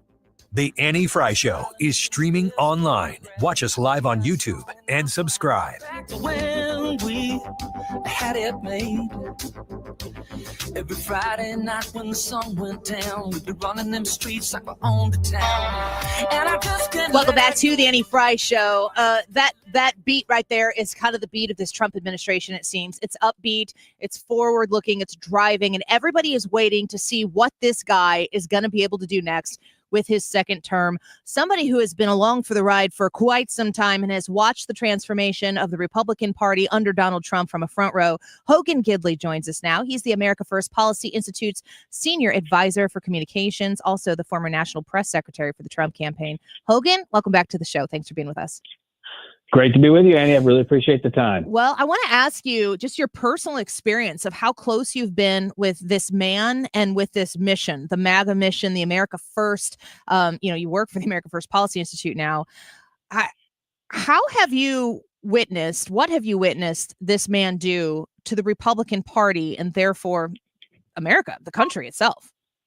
Well, interestingly enough, this isn't the first person I've kind of worked for with this mindset. And I would argue this kind of started back in 2008 with Mike Huckabee when he ran for president, almost became the nominee as people were starting to really become unsettled, upset with the mainstream Republican agenda, with the America Last mentality of so many people who were running for office, who were office holders. And then I was comms director for Rick Santorum, who won 13 states against Mitt Romney, almost became the nominee too. And then Donald Trump came along and was able to weaponize the anger and the frustration of millions of Americans, not just on the Republican side, but in the middle and on the left too. And I watched him do it in a way that, the experts said couldn't happen, wouldn't happen. And Donald Trump was able to coalesce. And he's often credited with the wrong thing. People say he destroyed or he killed politics. He's not the murderer. He's the coroner. It was already destroyed. And he showed up and said, look, this is dead, and we're going to do things a different way because the American people deserve better. They deserve a leader that focuses on the principles and the priorities that we need in our country first. We'll worry about the rest of the world too. Don't get me wrong. But what happens in my mind and my administration will be focusing on the American people. So he's done an outstanding job doing that the first time around, with 94% negative news coverage, a Russian collusion lie that was hanging over the administration. We had to answer for everybody's personal life in the administration, too. The whole thing was crazy. Now he comes back in with more wisdom, more discernment, because let's be honest, being president of the United States is a job that really has no equal. It's brand new. Yeah. So he comes in and does some amazing stuff, and he's doing even more now. Yeah. It's fascinating. I agree so much that he's been able to pick something up that was really, it's from the American people. That's what I appreciate so much. And Huckabee and Santorum, I remember watching both of their campaigns and being able to feel, you always question the electability of everybody. That's the job of the primary, to make sure that, okay, this guy's got great ideas, but or woman, whatever, can they win? You need them to be able to win. But it really does seem, I think it's probably what drives the aggressive progressives so crazy is that Donald Trump, this billionaire businessman who's been on television, he's a celebrity and everything. He's really, at least politically, of the people.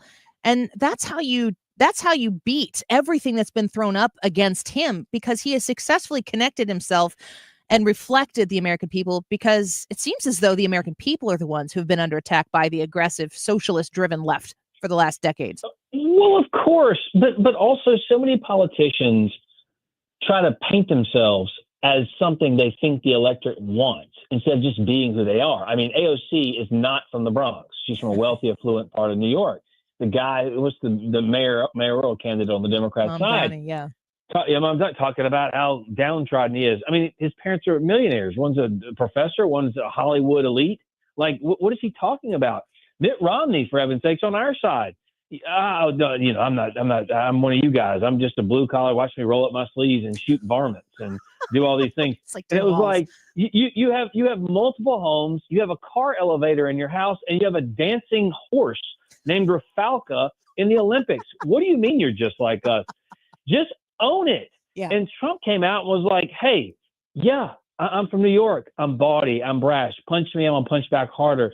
But you're rich. Are you out of touch? No. I think the American people understand they want to be rich too, and I want to help them get there. They can use these policies to make their lives better by getting more of their own money, following the tracks of other people who are smart enough to game the system, do it the right way.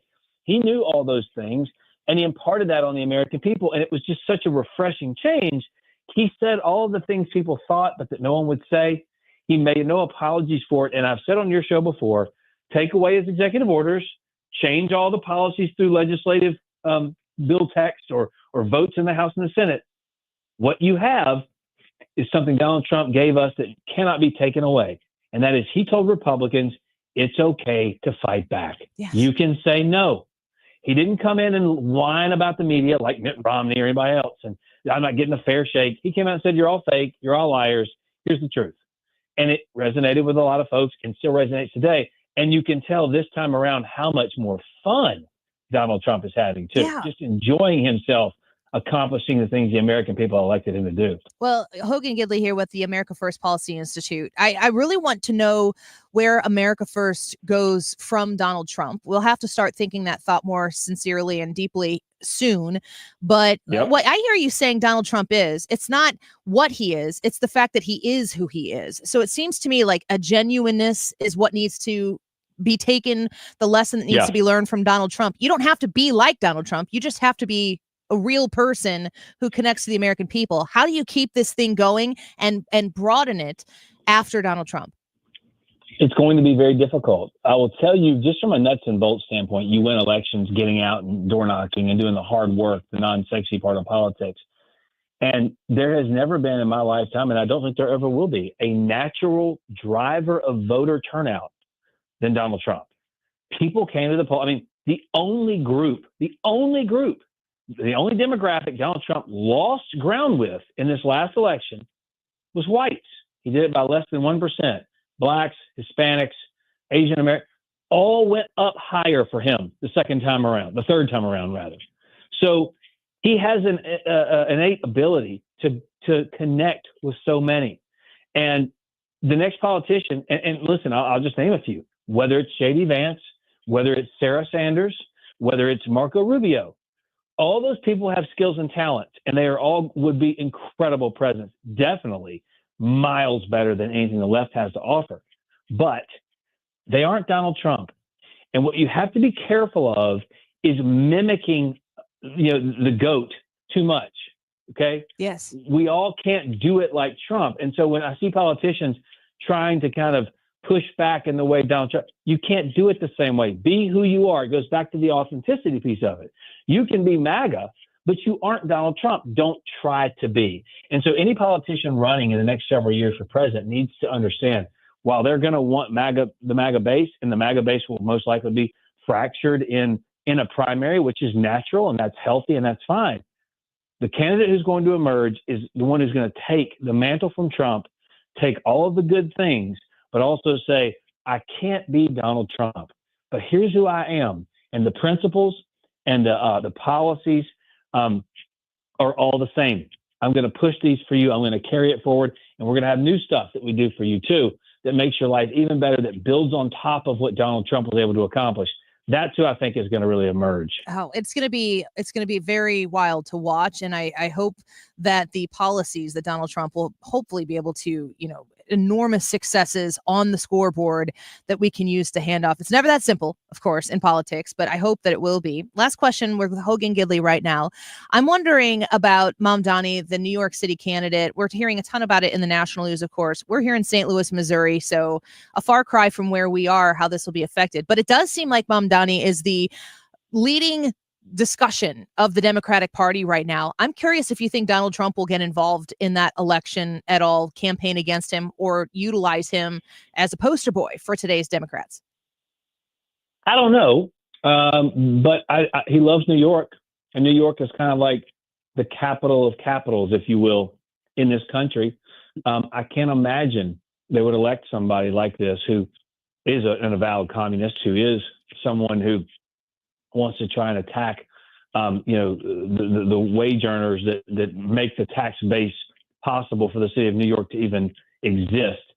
I'm interested to see how it goes, because remember, he largely won. He didn't win working class people in New York. He won older white affluent people in New York. Did Mamdani?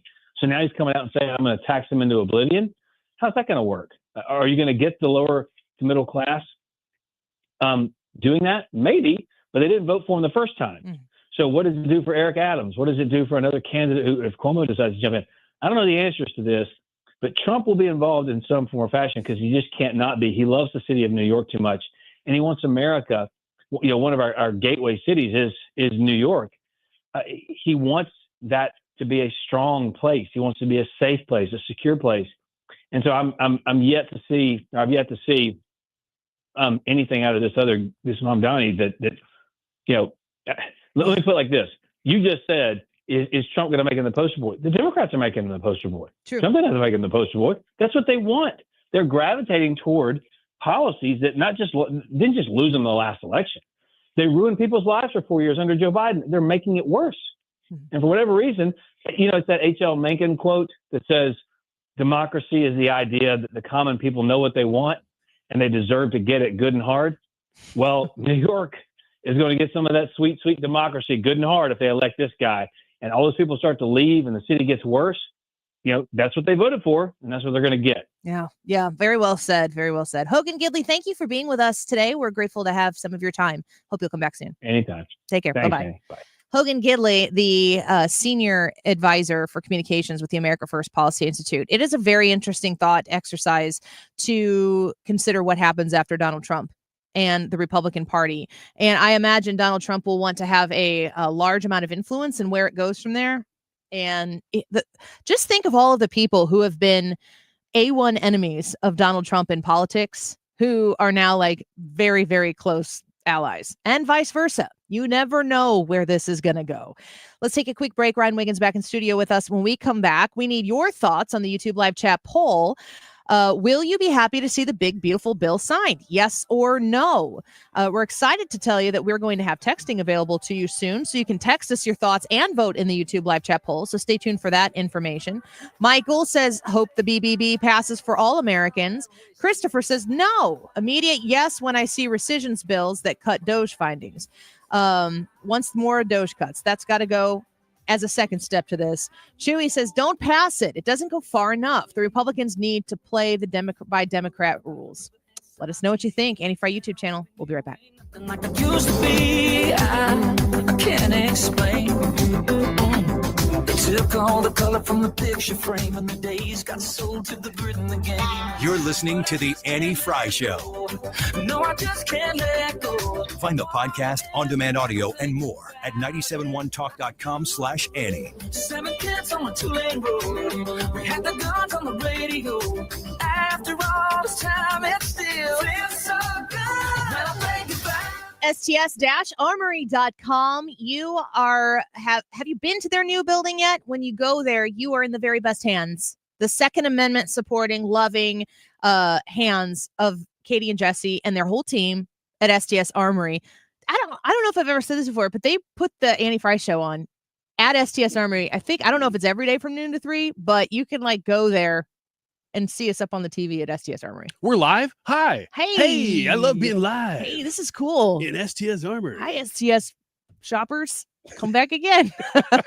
If you're interested in seeing the inventory that they have, if you're interested in talking about education, classes, conceal and carry classes, all of that, STS Armory is home base for all of that. Just questions that you have. My FOID card. How do I get a FOID card? What is a FOID card? They got all the answers for all of that, and they will guide you through that process so that you know that you are compliant, but also still able to exercise your Second Amendment, yes, even in that state of Illinois, as I do frequently. You can go visit them at the brand new location in Pontoon Beach, Illinois. You can call them directly at 618-931-GUNS, 618-931-GUNS, online at sts-armory.com. Are you nearing retirement and don't know if you have enough money saved to retire? That is scary. Do you have a written retirement financial plan in place? Well, when it comes to retirement planning, the trusted team at Financial and Tax Architects are the best. They've helped people all over St. Louis retire with confidence. And that's what you want. You want to retire with confidence. Now, they offer a one-night, 2.5-hour adult education class called Retirement Planning 101. They hold these at colleges over the St. Louis area and in Illinois. No cost, no obligation, just learning. And at this class, you learn how to avoid costly mistakes, how to maximize your income, how to reduce taxes in retirement. So call them today, 314-888-5101, or visit fta-ria.com and take the first step toward a smarter retirement. 314-888-5101. Hey, it's Tom Ackerman. Where do you go for your annual eye health examination? Ophthalmology Associates, of course. Doctors Greg Birdie and Ranjan Malhotra. Dr. Robert Bersati, he's the one I saw. Or Dr. Andrew Royer. They are available to you and are there to take care of all your vision needs at Ophthalmology Associates. They're on Manchester Road, a half mile west of 270. Your vision is their business at Ophthalmology Associates. In fact, many of their patients are doctors themselves. That's why they call themselves the doctors, Ophthalmology Associates. Are your eyes itchy and scratchy? It could be more than just allergies. They're the leaders in dry eye diagnosis and treatment. They're the leaders in LASIK and discussing those procedures. And if you're having difficulty reading or driving at night, you have glare from oncoming headlights, could be early signs of cataracts, and they can talk to you about multifocal lens implants. Ophthalmology Associates, youridoc.com. 97.1 FM Talk presents Talk in Action, where we shine a spotlight on local charities making a difference in our community. Join us as we give back and connect neighbors in need. Visit 971talk.com/talkinaction to learn more.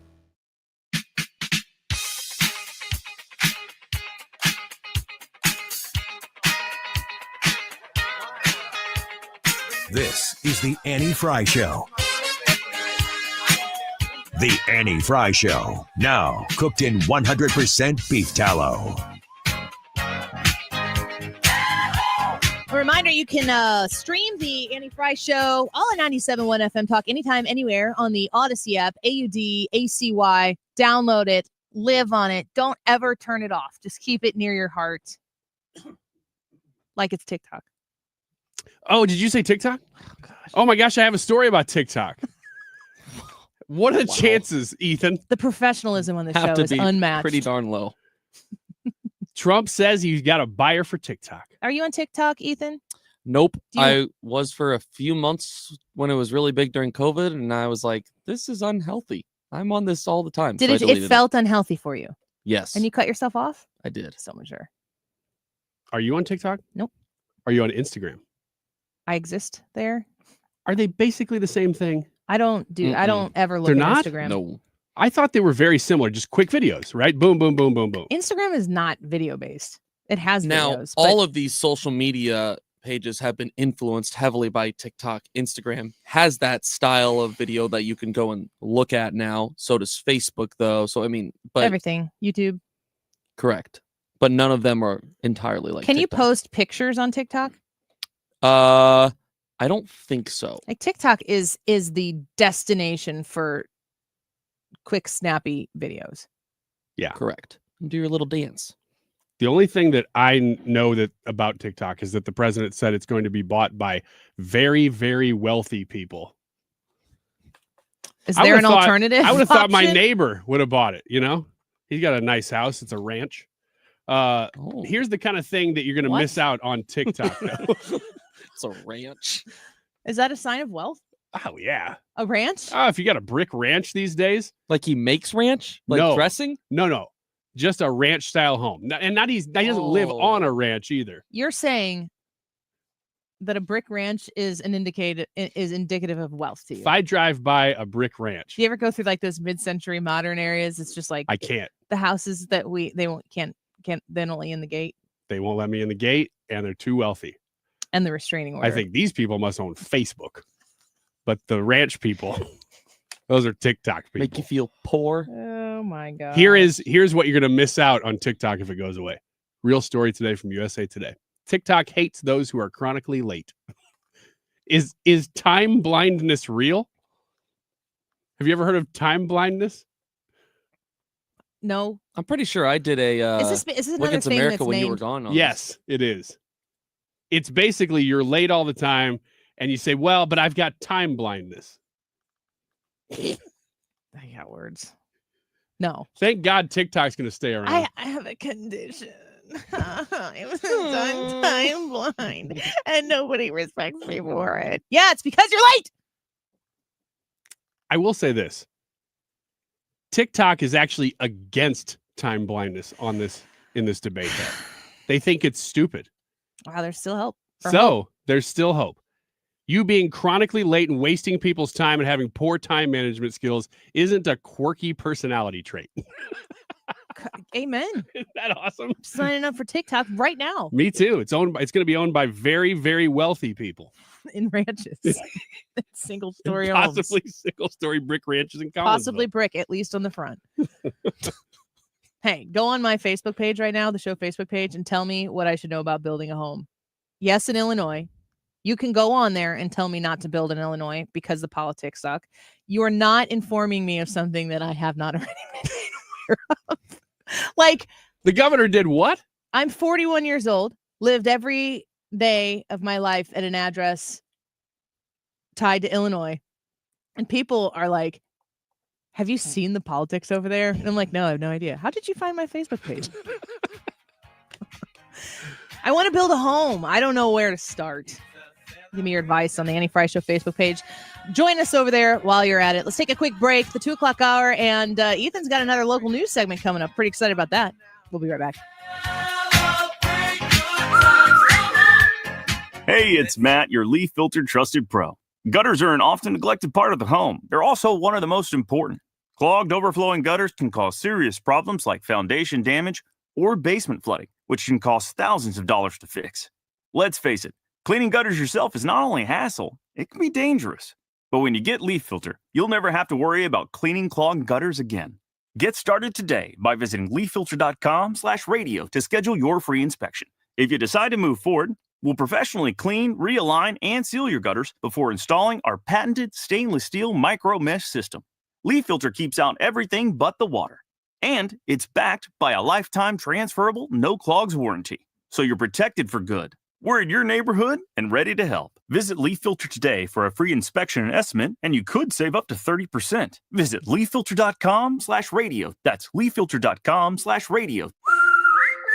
All right, gentlemen, listening right now, if you are experiencing some of those things that are traditionally just kind of washed away with aging, you're like, gosh, this sucks. I guess this is just getting old. What if it didn't have to be? What if your vitality continued into your 40s, your 50s, your 60s, your 70s, and beyond? Infinite-vitality.com. I want you to visit that website and learn what Infinite Vitality can do for you.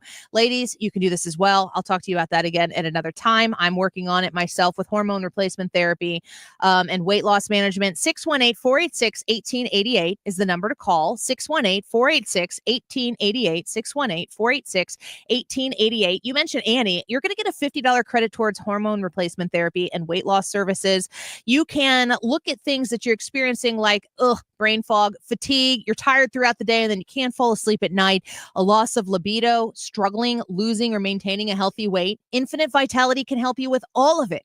Infinite-vitality.com. Hold up a sec. If I work today, why should I have to wait 2 weeks to get my money? With Earnin, you can access your pay as you work instead of waiting days and weeks for a paycheck. Get up to $150 a day with a max of $750 between paydays. No interest, no credit checks, and no mandatory fees. Because, hey, it's your money. Download the Earnin app now to get it and join millions of people making any day payday. That's EARNIN. Earnin is not a bank. Access limits are based on your earnings and risk factors available in select states. Expedited transfer is available for a fee. Terms and restrictions apply. Visit earnin.com for full details. Scott, can you believe it's already been more than a decade since the Queen of Carpets sold flooring to St. Louis area contractors? I know, but I don't have to be a king to offer contractors today's lowest prices. Yes, contractors owe it to their customers and themselves to shop at Best Buy Flooring for the largest in-stock selection of carpet, carpet tile, sheet vinyl, laminate, hardwood, luxury vinyl plank, and luxury vinyl tile. Plus 3 convenient locations, North County, South County, and Metro East. Open 7 days a week. Best flooring, best selection, Best Buy. Best Buy Flooring. KFTK FM Florissant from the Kaufman Townsley St. Louis's Injury Lawyers Studio. Call 314-500-5000. That's 314-500-5000. All on the free Odyssey app.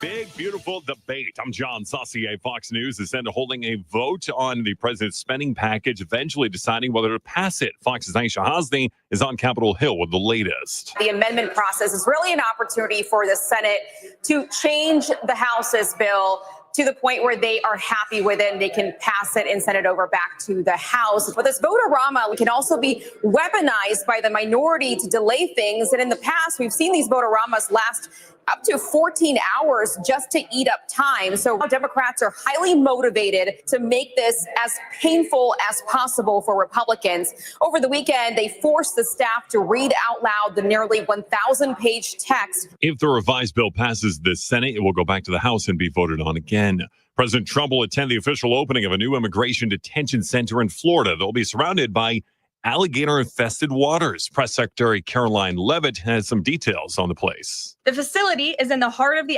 Everglades and will be informally known as Alligator Alcatraz. There is only one road leading in, and the only way out is a one-way flight. Environmentalists and Democrats have criticized this plan. And the jury in the sex trafficking trial of music mogul Sean Diddy Combs has begun deliberations. Here's Fox's Gernal Scott with more. The 8 men and 4 women who will decide Combs' fate got the case after a couple of hours of instruction on the law. They must decide if Combs is guilty of a count of racketeering and 2 counts each of sex trafficking by force, fraud, or coercion, and transportation for prostitution. Combs maintains he is not guilty of those charges, with his defense lawyers saying sex at drug-fueled parties referred to as freak-offs were consensual.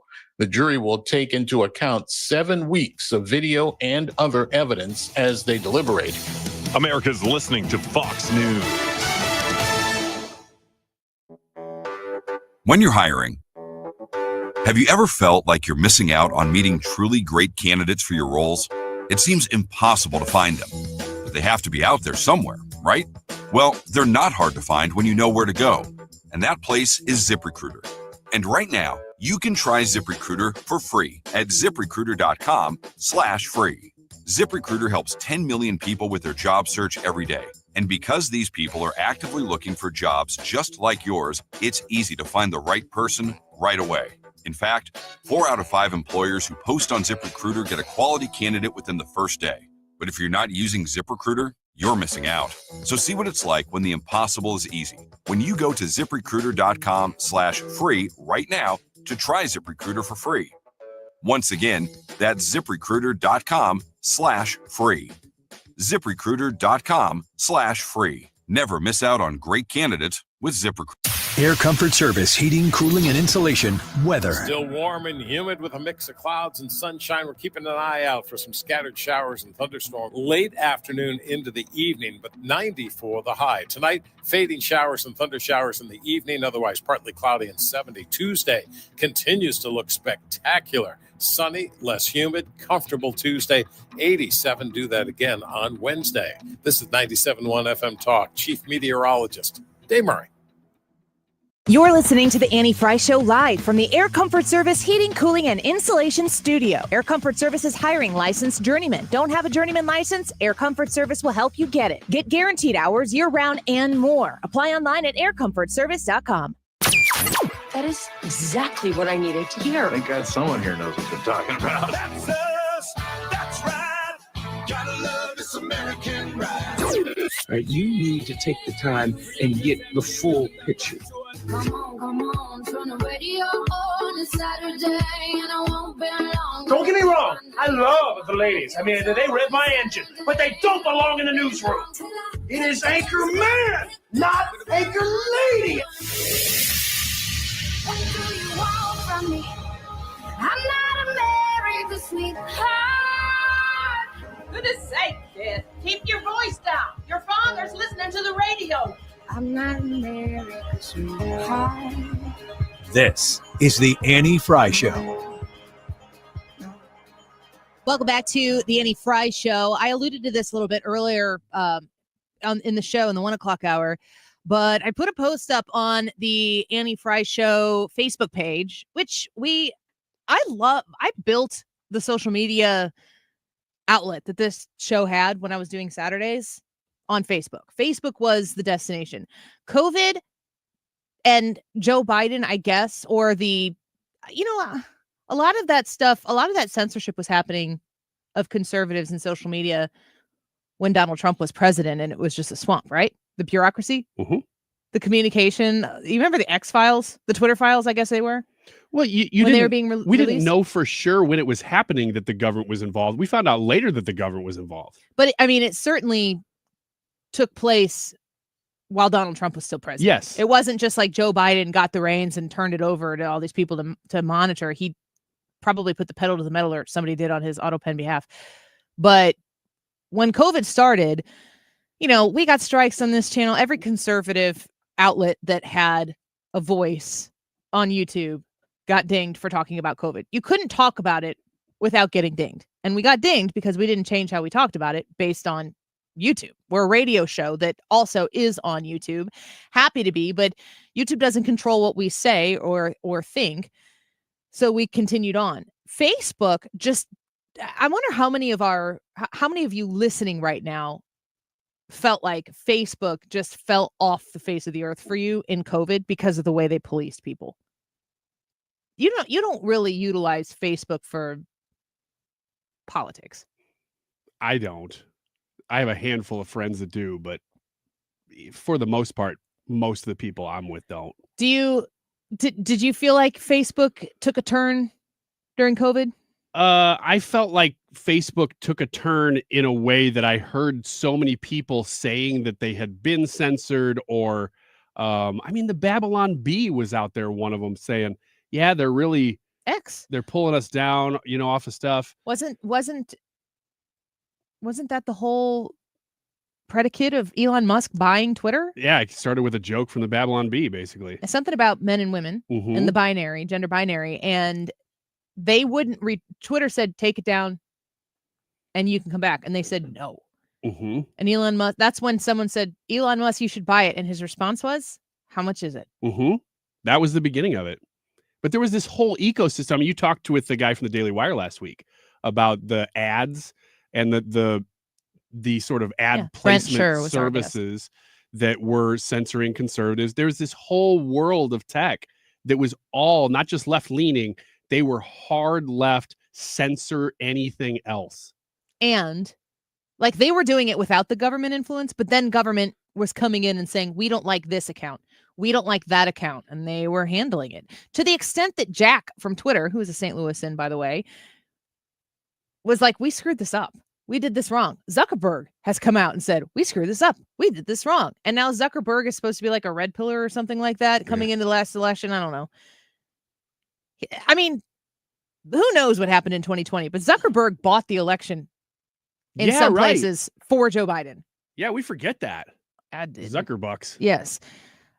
The reason I say that is because it's had a huge impact on how I listen, I know that while you're driving down 70 or Farty Far or, whatever it is, 255, you're not seeing billboards that say the Annie Fry Show or really anything else. There's really not a lot of money in marketing right now in media because social media is marketing. That is the smarter way to do it.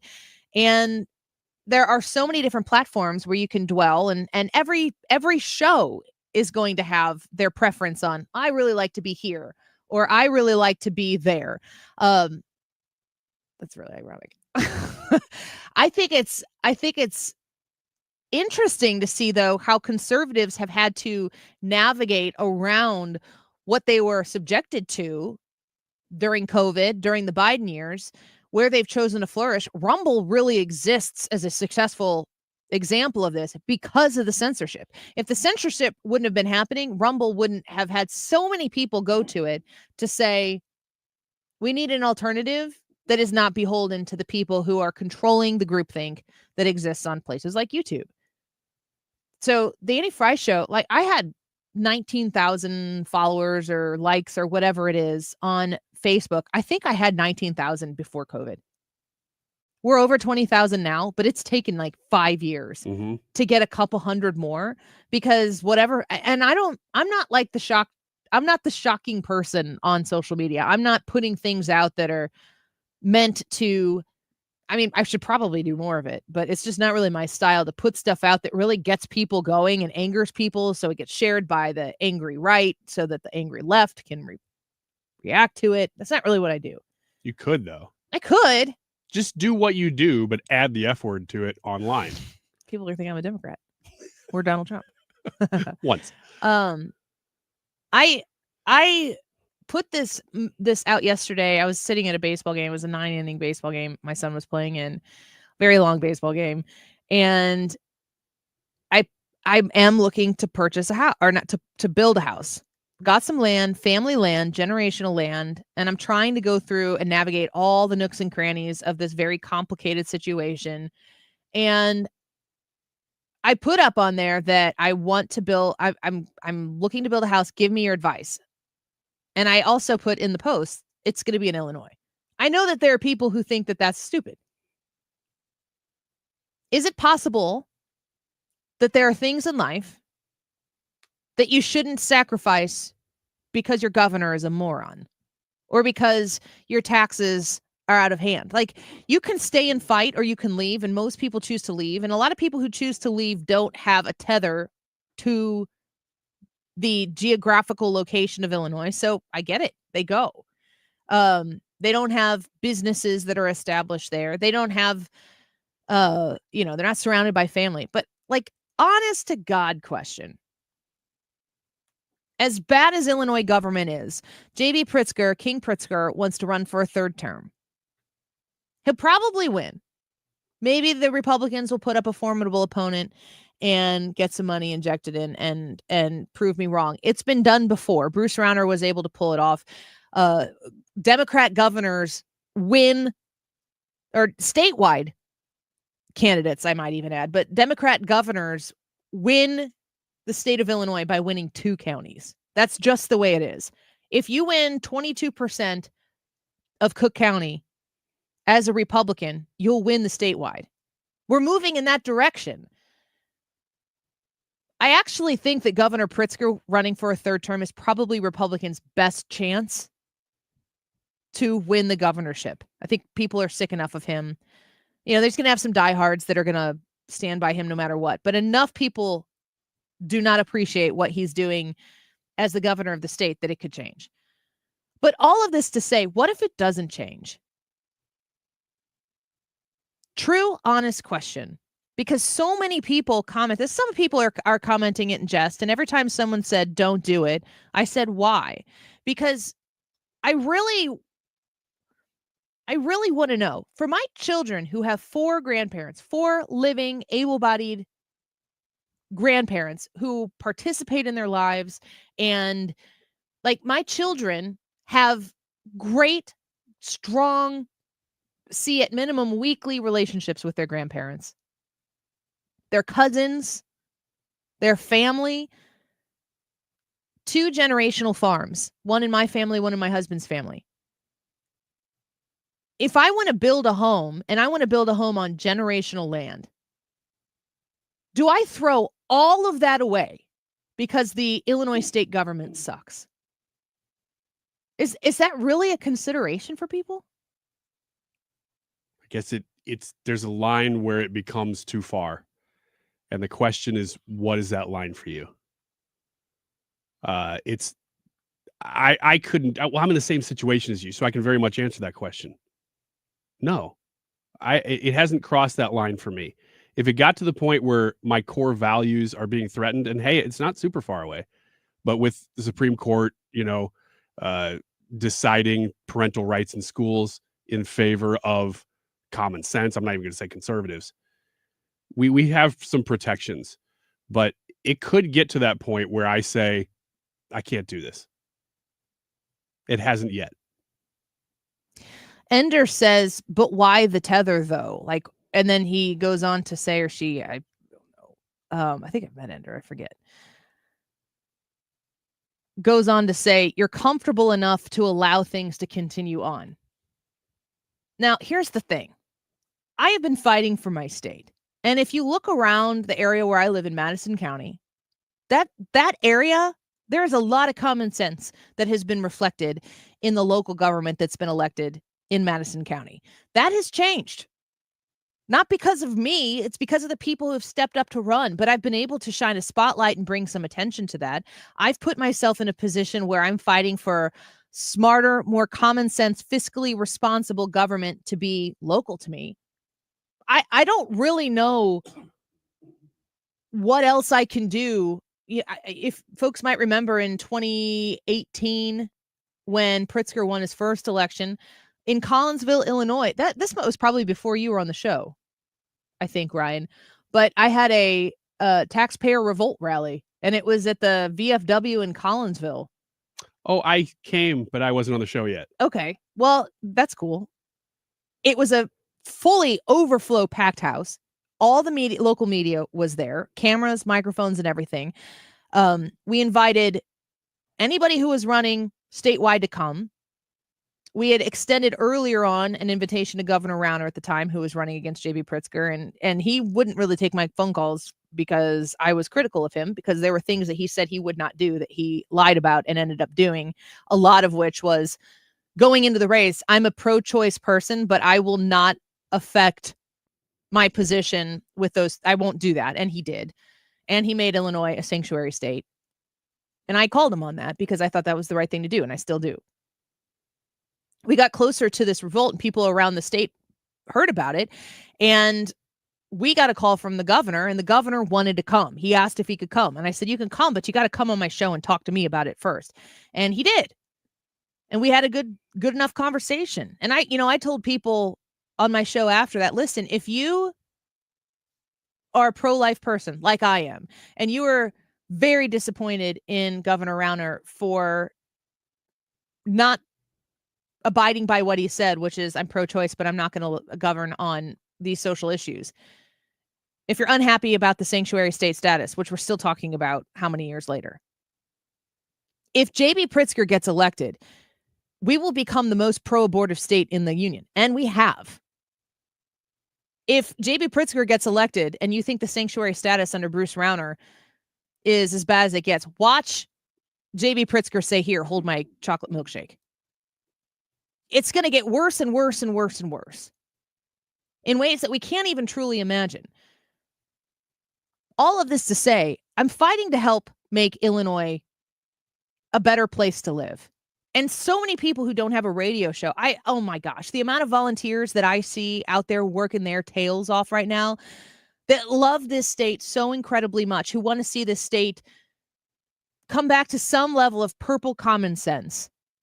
They want it so deeply because they love their home. Is that not something worth staying and fighting for if you've got the will to do it? And I would just think, and I know I'm clearly wrong because of the feedback I'm getting on the Facebook page, not from everybody, but consistently enough, that there's no sense whatsoever in staying and fighting. That there's no sense whatsoever in saying that the priceless nature of being in a place that is surrounded by family, priceless, absolutely priceless, should be secondary to high property taxes. I don't see it. That's not for me. And it's not really for me to try to make everyone happy either. But I just think that there are got to be other people out there in the state of Illinois who are saying, no, I'd like to stay and fight too. This is my home. It's worth fighting for. I'd say the same thing about the city of St. Louis. A lot of people left, and I don't blame a single soul who leaves the state of Illinois or leaves the city of St. Louis because it's unsafe, because it's unproductive, because the focus isn't where it needs to be in order to get it better. But we do need people in all of these places to stay and fight. And I'd like to be one of them. I'd like for the people who are like me to stand up with me and continue to make ourselves bigger in number. I still think I don't think social media persuaded me not to build a home next to my parents. Well, good. But it's definitely something that a lot of people just don't understand. Why people wouldn't just leave. We've never been portable in that way. We've always been close to family. My kids love it. Why would they move them 45 minutes away? And I'd be like, kids, but lower property taxes. Don't you know Governor Kehoe? Can't you convince all of your extended family to also move? Give up your family farm? No. Have you seen Yellowstone? All right. Let's take a quick break. Ethan's got some local news for us, aptly titled by something that Ryan has come up with in his spare time. Yeah, you don't know what it is yet. No. That's because I haven't told you. All right. Well, Ethan's going to bring it home a little bit local for us when we come back. Don't go away. It's 1:15. I'm all alone and I need. This is the Annie Fry Show. Said I would Interact with Annie on Facebook. The Annie Fry Show. you now. And I don't know how I can do without. I just need you now. Home Shield Foundation Repairs with an S.com, homeshieldfoundationrepairs.com. You are looking at that walkway, that sidewalk that you have at your house, and you trip on it all the time. It's dangerous. You know that it's going to cause a bigger problem for someone here in the future, and you want to take care of it. What do you do? Well, I got the answer for you. 314-227-9636. 314-227-9636. homeshieldfoundationrepairs.com. The process for concrete lifting involves inspection, drilling, foam injection, sealing and cleanup, and then it's ready to use. They're going to take you start to finish through this process, where that concrete is going to be leveled out. They are there to guide you through everything that you're going to need to do to prepare, which is basically just call them and let them take care of it. You don't have to worry about this uneven flooring. It can be not just on a sidewalk. It can be in your driveway. You got to go over it with your car all the time, or the unevenness in your garage floor, which can cause bigger foundational issues. Patios, pool decks, even for commercial and industrial concrete services, you can reach out to Home Shield Foundation Repair and get the problem solved. 314-227-9636. 314-227-9636. Online at homeshieldfoundationrepairs.com. If it's time for new windows, there's only one place to call. That is Window World. Mark Cox here. Call my friends at Window World at 314-993-1800 for your free estimate today. If you have any questions, they'll be glad to send someone out to explain all of it to you. You can even schedule right online at windowworldstl.com. You know, there's a lot of high-interest financing out there, but here's what Window World's doing. Right now, they're offering 18 up to 36 months, same as cash financing with approved credit. You can't beat that. You also get a lifetime warranty that covers all of the parts, the glass breakage, and labor. Who else stands behind their product like that? Over half the appointments Window World will set this year are from previous customers or referrals from those customers. That is a testimony to their customer service, their quality, and their commitment to creating loyal customers. That's what you get with Window World. Call them at 314-993-1800, windowworldstl.com. What's your favorite four-letter word? Chances are you've said it more than a few times dealing with this crazy world we live in. But at Compass Retirement Solutions, our four-letter word of choice is hope. Hope for a better tomorrow, and hope that your retirement plans don't take a back seat. You've watched inflation soar, and maybe your retirement future feels a little uncertain right now. But all hope is not lost. Find out exactly how much risk you're still taking with your investments. Find out how you may be able to save big on taxes. And find out how having a written retirement plan just might give you the hope you've been looking for. Call today to set up a meeting. 314-373-1598. That's 314-373-1598. Compass Retirement Solutions. 314-373-1598. Firm offers insurance services but does not provide tax advice. Investments and services offered through Compass Retirement Group, a registered investment advisory firm in Missouri and Illinois. Investing involves risk, including the potential loss of principal. Eggland's Best. The only eggs with more fresh and delicious taste, plus superior nutrition. Available in so many delicious varieties. Classic, cage-free, organic, free-range, and pasture-raised. Eggland's Best. Better taste, better nutrition, better eggs.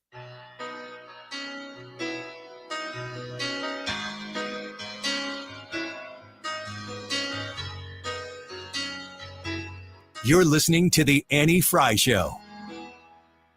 Follow Annie on X at Annie Fry Show.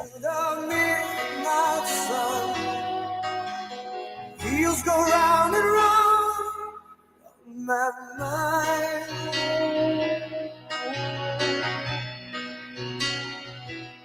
Restless hearts. Hold up. Check it out. Sports and local. Beefing with Ethan.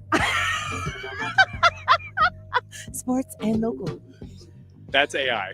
Beefing with Ethan. Yeah, Listener suggested name for the sentence. So all the listener comments from last week, I pulled a bunch of the best ones that you guys submitted as names for this segment that Ethan hosts. And Beefing with Ethan was, I think, my favorite of the listener ones, but there's more to come this week. If you want to suggest a name for this segment where Ethan brings you the local news, hit us up on the YouTube channel and leave it there, and Ryan will let you do the work.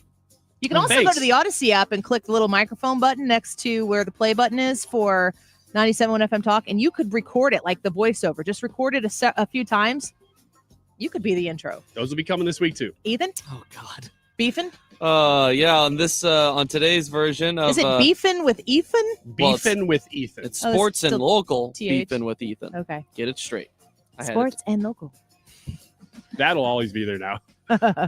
Starting with the local part, today is 6:30 day. Do you guys know what that represents here in St. Louis? Anyone? Any guesses? 6:30 day. 630. Oh, this is the day that we celebrate the end of June. In the 618. Is that an area code? No. What's the area code for out west? 636 is St. Charles. Oh, it's close. Yes, you were. That's how we got all mixed up with Wichita or something, wasn't it? Isn't there's like three? I don't remember. It's not 314, but it's close. 636. We celebrate 636 Day on July 36th. No, July 6th. July 5th. Anyway, what? 630 Day recognizes the celebration of the Gateway Arches. We have an arc? Shut up. No they kidding. found it. It was in St. Louis all along. Wow. From the flood of 93. No kidding. I hate you both. Did it come down from Minnesota? The flood of 93, which predates Beefing with Ethan. By a couple of years.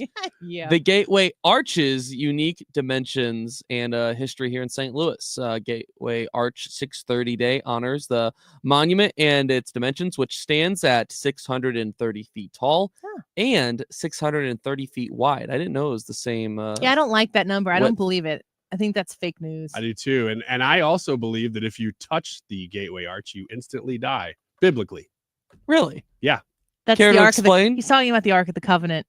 Well, I it's get an them. arch, I get them mixed Ryan. up, just like you. You're gonna jerk. That'd be a really weird place to hide something that important. It would. Like the biggest thing in St. Louis. In the museum. Oh, like the actual In the Ark. The park is encouraging visitors to enjoy the tours of the museum under the Gateway Arch and then take a tram ride to the top of the arch for the views of St. Louis. You can also post on social media. It's called the Arch Stacking Challenge, measuring objects or themselves to calculate how many it would take to match the arch's height or width. So that's, they say to hashtag it Arch 630 Day and tag Gateway Arch STL. Have you guys up, when was the last time you guys were up in the arch? I was about 6 months old. That was the first time. And the last time. Really? Yeah, Seriously? I said out loud, never again. My first words. No kidding. Never again. Ryan, I went when I was a baby one time. I've never been. You don't remember. not a fan of heights? Or is it the close spaces? Or It's is it getting just there. no interest? It's getting there. I have not been up in the arch for probably over 20 years. Has elevator technology changed much in that time, or is it still a box that takes you up things? I mean, I think it's an egg. it's yeah, I do think that they changed You're right. the trams, but I think it's still the similar style. Not like you can do much more with You know, it. because most buildings, they're just straight up and down. Yeah, the arch is not. The arch, you got to go sideways, back and forth, and up at the same time. Yeah, kind of. That's a good point. It is a good point. So, switching on here On to that the note. sports side of sports and local, have you guys heard of the Gold Cup? It's a big soccer tournament. Have you guys heard of this? Anyone? Tell us more. So, Of course we have, Ethan. the Gold Cup is basically North America / Central America's version of the World Cup. It's just specific to this part of the globe. And the U.S. won in a very exciting fashion in the quarterfinals yesterday. USA, baby. And now, because of that, on July 2nd, which is Wednesday, they will be St. Louis here. Energizer Park will be hosting the semifinal on July 2nd, as mentioned. So that'll be exciting. The semifinal, it includes the U.S. and Mexico, right? But they're not playing each other? Correct. They're facing Guatemala, the U.S. is. Do you know who Mexico's playing? I do not. I heard both of those games are going to be pretty packed, though, because of the teams. Oh, I like if it was imagine just so. Guatemala, it was going to be empty. This is a outside of the World Cup. This might be it's probably top 3 biggest It's a pretty tournament for big the deal US. Yes. that we have it too, isn't it? Yeah, no, totally. So it'll definitely be packed for this. So hopefully it's a good game and hopefully the US can win the tournament. Moving on here. Did you guys watch any? I know Annie, you said you watched a little bit of baseball this weekend. Mhm. Did you watch any Cardinals baseball?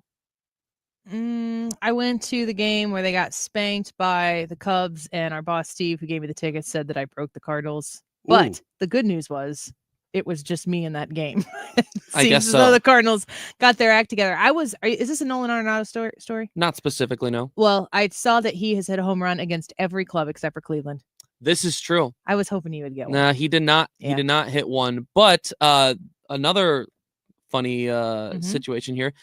The Cleveland's baseball organization, they had up to this point been swept at one point in their team's history by every team besides the Cardinals. So this was the first time in baseball history that a Cleveland baseball team had been swept by the Cardinals. Hooray! That's pretty weird. Yeah, I know. A long history too. That is They a- go back yeah. a long ways. Have you ever been to that park?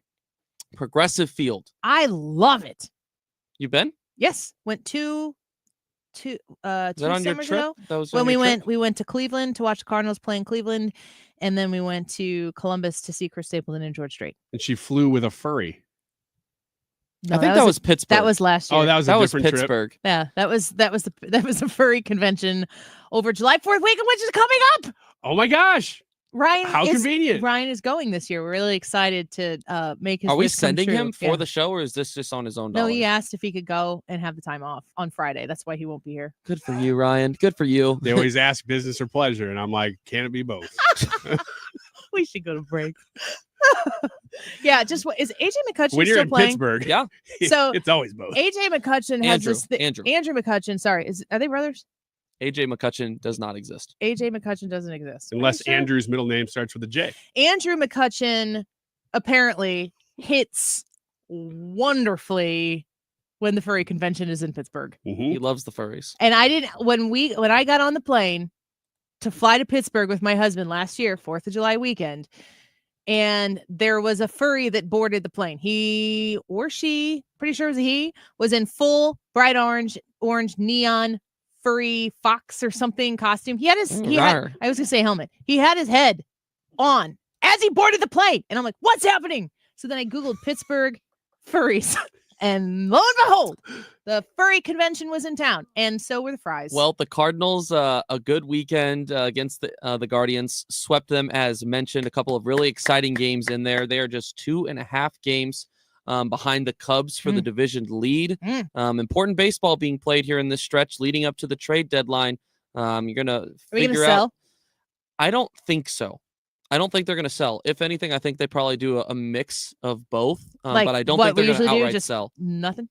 This is a unique season because of where they are. A lot of young guys, but they play the Pirates this upcoming week, and then a big series 4th of July weekend against the Chicago Cubs at Wrigley. So it should be some fun baseball this week. Yep, it's been fun to watch a competitive team. Very, very much so. Let's take a quick break.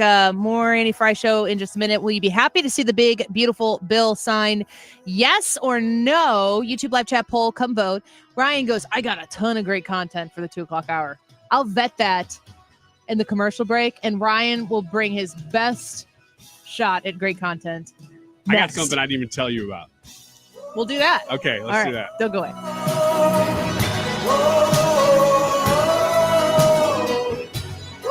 This is the Annie Fry Show. Follow Annie on X at Annie Fry Show.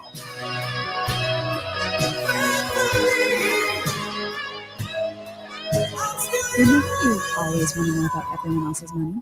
On the podcast, What We Spend, guests will, for 1 week, tell us everything they spend their money on.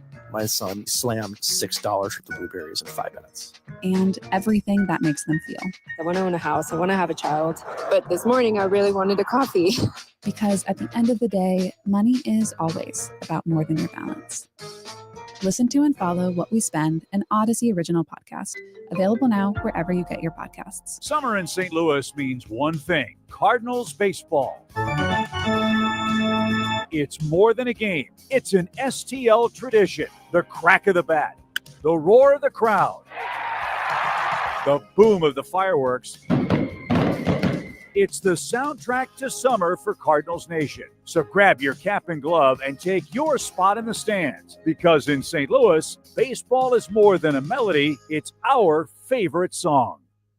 This is former Cardinal and Navy Lieutenant Mitch Harris. Salute those who serve.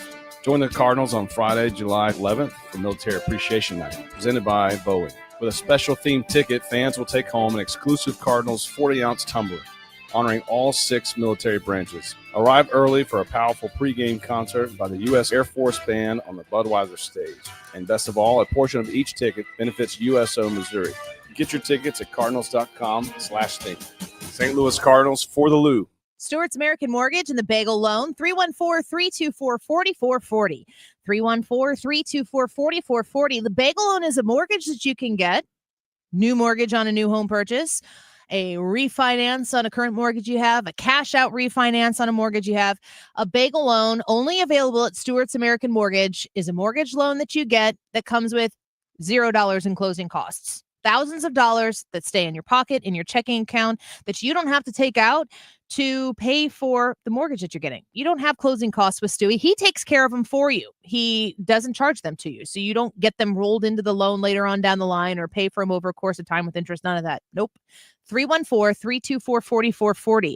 When you get the Bagel Loan or you qualify for it, you work with Stewie at Stewart's American Mortgage. You get pre-approved.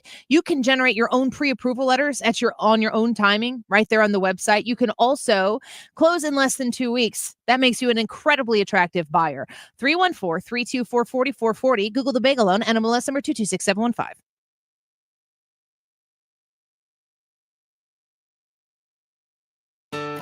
Rolling hot dogs 2 for $5 on a fluffy bun.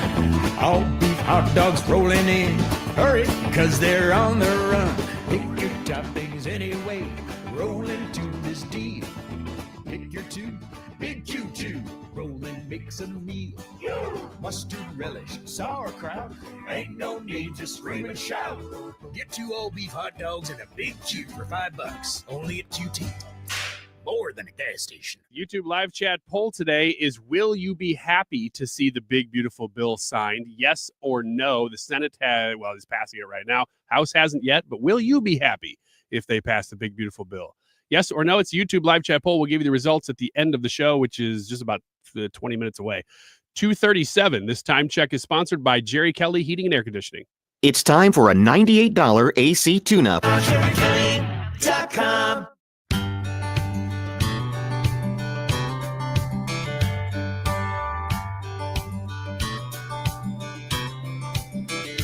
Met a man wearing a t-shirt said Virginia is for lovers. Had a Bible in his left hand and a bottle in the other. He said, This is the Annie Fry Show. The Annie Fry Show is streaming online. Watch us live on YouTube and subscribe. Started to rain. Get along. The YouTube live chat poll for today. Will you be happy to see the big, beautiful bill signed? Yes or no? Vote on the Annie Fry YouTube channel, the live broadcast right now. And I am a lot with the Beav here. James Beaver says, I answered yes, mostly because I'm sick of hearing about it, which is not the political or not the what's the best thing? You got to have endurance for these types of things. You got to be able to stay focused, stay resilient, but also the atrophy of just the same thing over and over again. We've been talking about this the entirety of Donald Trump's second term, and it's about time we get it done so we can move on to bigger and better things, like maybe that rescissions bill. I don't know. Okay, so I got this friend who is definitely not me. Ryan. So I have a friend who... You said it like Christopher Walken. May. So I have a friend. It's the Continental.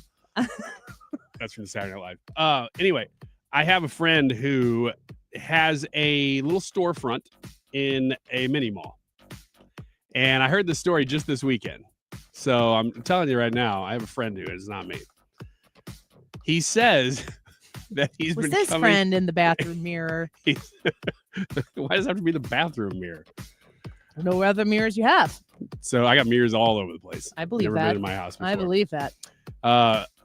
He says that he went into work and one day found out that his employees, he's in the back a lot. So the storefront has employees in it. When you say mini mall, is this a strip mall? It's a strip mall. Okay. Yeah, strip mall. And there was a sign one day up in the front of the business that said, you can bathroom for customers only. Yeah. And he said in his business that he did not put there, but his employees did. Uh-huh. And he said, I'm thinking there might be a story behind this sign because I've never seen you have to post a sign in our business before. He's been there for quite a while that said customers only use the bathroom. And the bathroom is near the front, so he would have never seen. So they said, yeah. Somebody moved in a couple doors down and came in about 2 weeks ago and said, hey, can I use your bathroom? And they said, sure, no big deal.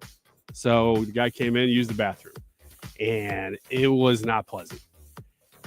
And they found out that, he was just doing it so that his business didn't smell bad. So they put up a sign. So does he do this? Does this person do this regularly? They thought, oh man, that was uncomfortable one time.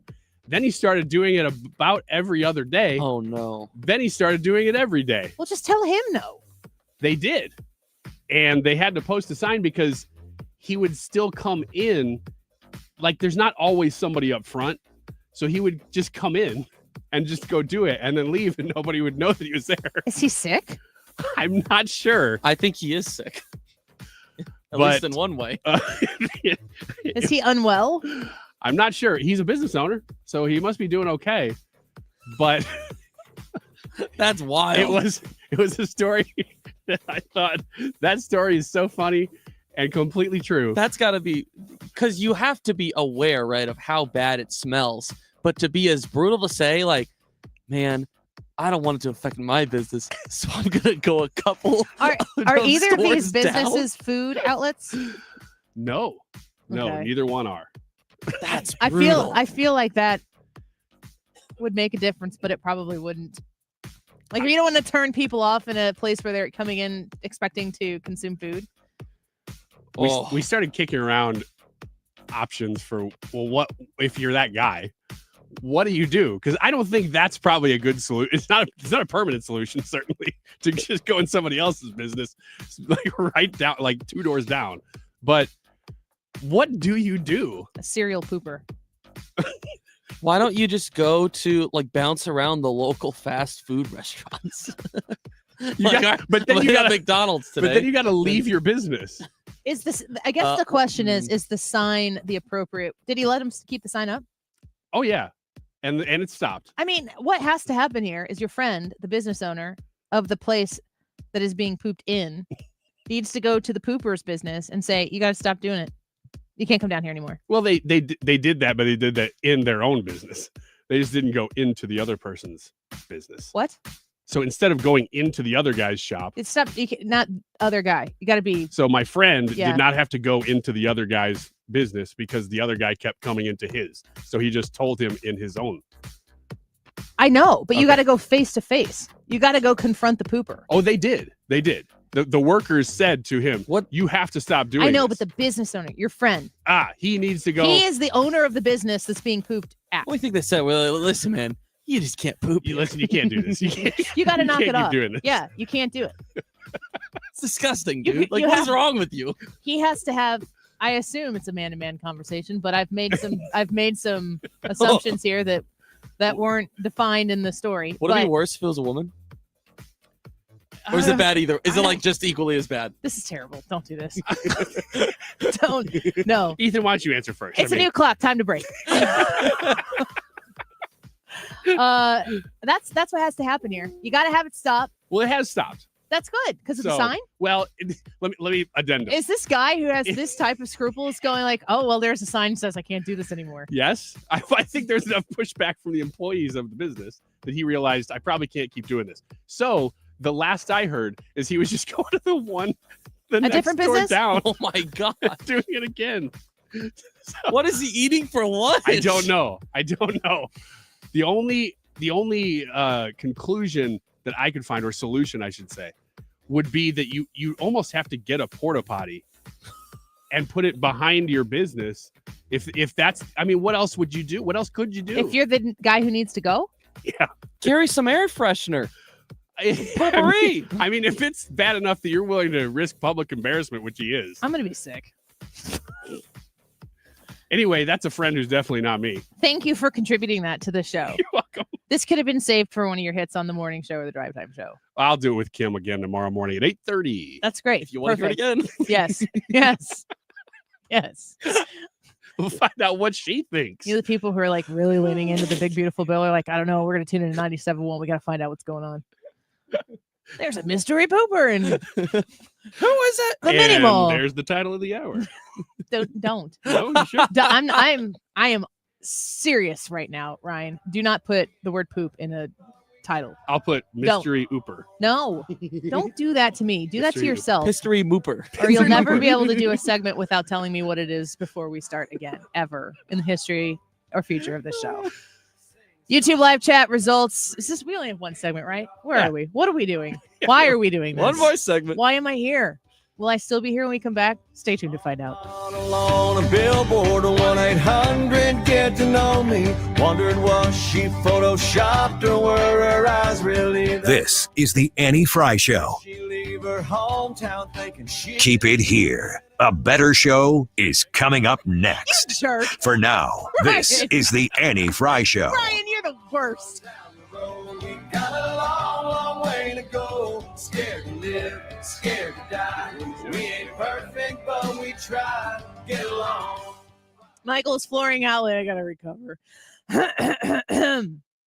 This is a professional atmosphere, folks. And Michael's Flooring Outlet is a professional atmosphere for flooring as well. If you're shopping for hardwood floor, if you're shopping for carpet, if you're shopping for your home, your newly renovated basement, your kids have moved out and you want to have nice things now, that's kind of like a process down the road. Like, oh, we can get things that we like now.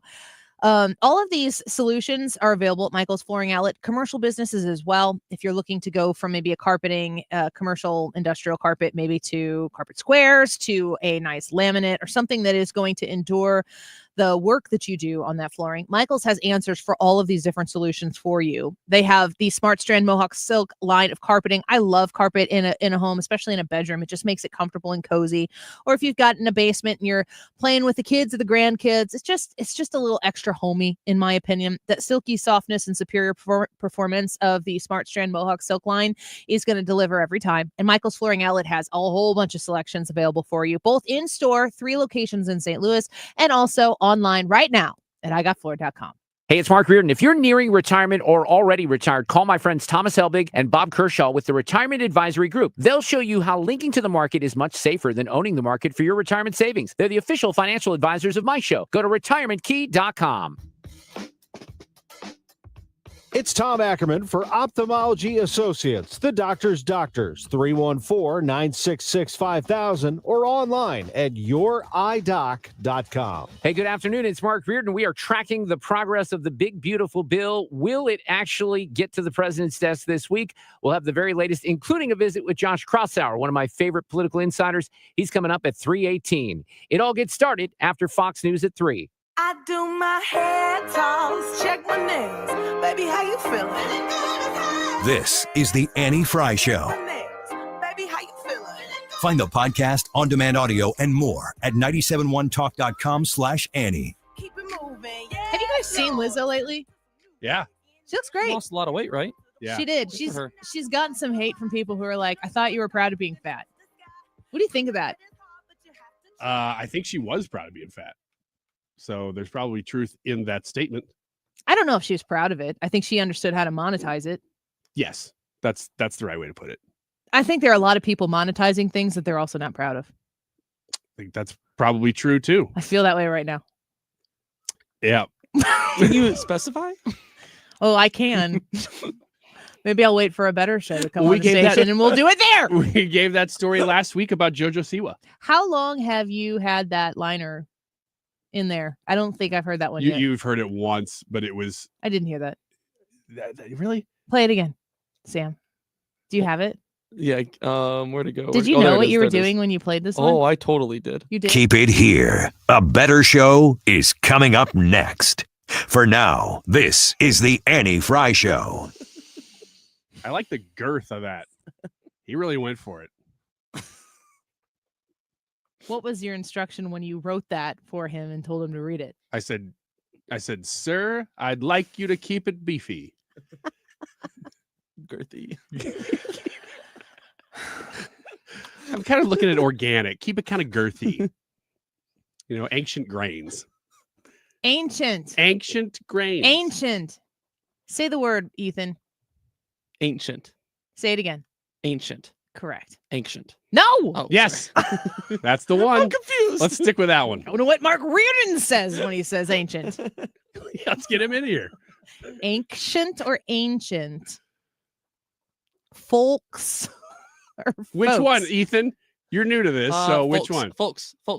I'm trying to say it. Folks. I think I'm a folks guy. Yes, you're thank not. you. Yes. I quit. Yes. You guys Hey, do the rest folks. of this crappy show. Love it. How we doing, folks? I don't know. See? I can't tell what I am. You don't say folks. I don't know. Yes, you do. It's I just hit the L a little harder. than Mom the and other. Dad are fighting. No. Look, she thinks that everybody walks around going, hey, folks. Does anyone say folks anymore? Nobody says folks. They all say folks. They Joe say Biden folks. said it all the time. Yeah, he would. I don't consider him people. Stay tuned for a better presidency coming right up next. Will you be happy to see the big, beautiful bill signed? I'm a yes. Ryan's a no. Silk says, I'm with Ron and Rand Paul. Kind of lonely, but we know we are right. Couldn't have said it better. I like it. Doug said, no, I'll never be happy with omnibus bills. Omnibus bull, it actually says, excuse me. Shell says, yes, Trump has done what he has said he would do within the limits that the Democrats have allowed without blocking his attempts. They're sabotaging their own country. Vicky says, yes, hopefully it will finally get things moving in the right direction. And Joe says, Congress achieves so little. Anything positive is a plus. I actually think that's a pretty good take as well. I'm a yes on being happy when it's over, a lot like we had from the beef on the comment before we went to a break, which is I'm ready to stop talking about it and talk about what's next. Ryan's a no. Ethan, you got any deep thoughts on this? Not super deep, but I am a yes. I think I'm just ready to kind of be on to the next thing. I think that's kind of my thought process. They can get to working on whatever's next for them. Well, you're personally. right. That wasn't deep. Well, you knew that. This guy. You're strutting a little too strong there, sir. Hey, I'm having a good day. Why not? Everybody's Are having you? a good time today. I had a Are good you? story about Hey, good guy. story about a guy. It wasn't me. Going to business. Guy keeps coming and pooping You're in the it. pooper. What's that? You're the pooper. I can't say. It was a story about somebody who was not me, and that's the name of the segment. Yeah, you can but never that's reveal. intentionally vague. And we used to the I have a friend who segment. Let's talk about this for a second since he decided to bring it up. This goes back to the Katie days, the producer Katie. We would do a segment called I Have a Friend Who, which is a way for all of us to tell our stories or each other's stories or true friends. This happened to a friend stories without identifying any of the parties involved.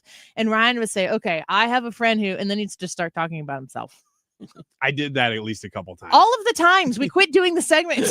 I was going to say, you were going to get in trouble with people in your life for exposing things that were not supposed to be talked about. I don't think I'd ever even heard of that segment before. You haven't. Just now. No, like I said, I don't even know if we've done it with any regularity with Brad. I don't think so either. Ryan was so bad at it. I had really a friend bad who at was it. really bad at the I had a friend segment. Yeah, it was me. I had one story that I told that was like a half hour long once. It had to do with river roads. It was something. driving. I accidentally found myself when I was Ubering. One time I'm like, oh, I'm going to take a turn here. And I drove down what ended up being a bike path along the river road. And I'm like, this is a beautiful road. Why is nobody on this? The segment was initially set up to be able to tell a story that kind of was a Miss Manners, because I read those from time to time, which is basically, or an Am I the A-hole, which is really Miss Manners for Reddit. And it was supposed to be a place where we could say we have a conflict in our lives and we need a judgment. Should my friend do A? Or should my friend do B? And A or B would probably be the thing that was done by either ourselves, each other, or a friend.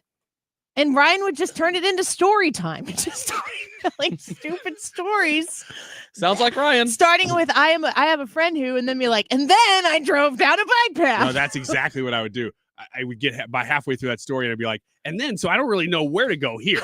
And so I'm like, well, Katie and I would look at each other and be pylons. like, what are we even doing? I guess I'm going to drive down the middle because I can't turn around. The road's too tight. We blow out 2 commercial breaks so we can finish his dumb story. We had to stop. Then we had to put the whole segment on the bench. You know what's funny, Ethan? I was still new enough to the show that they would be making fun of me and I'd feel bad.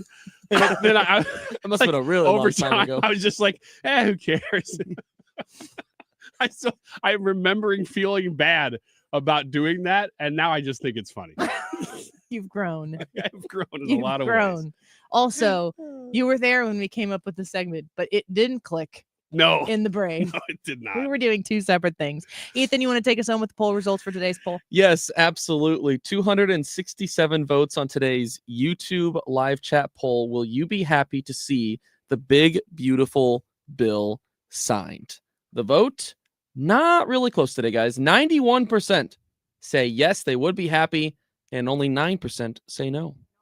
Wow. Good.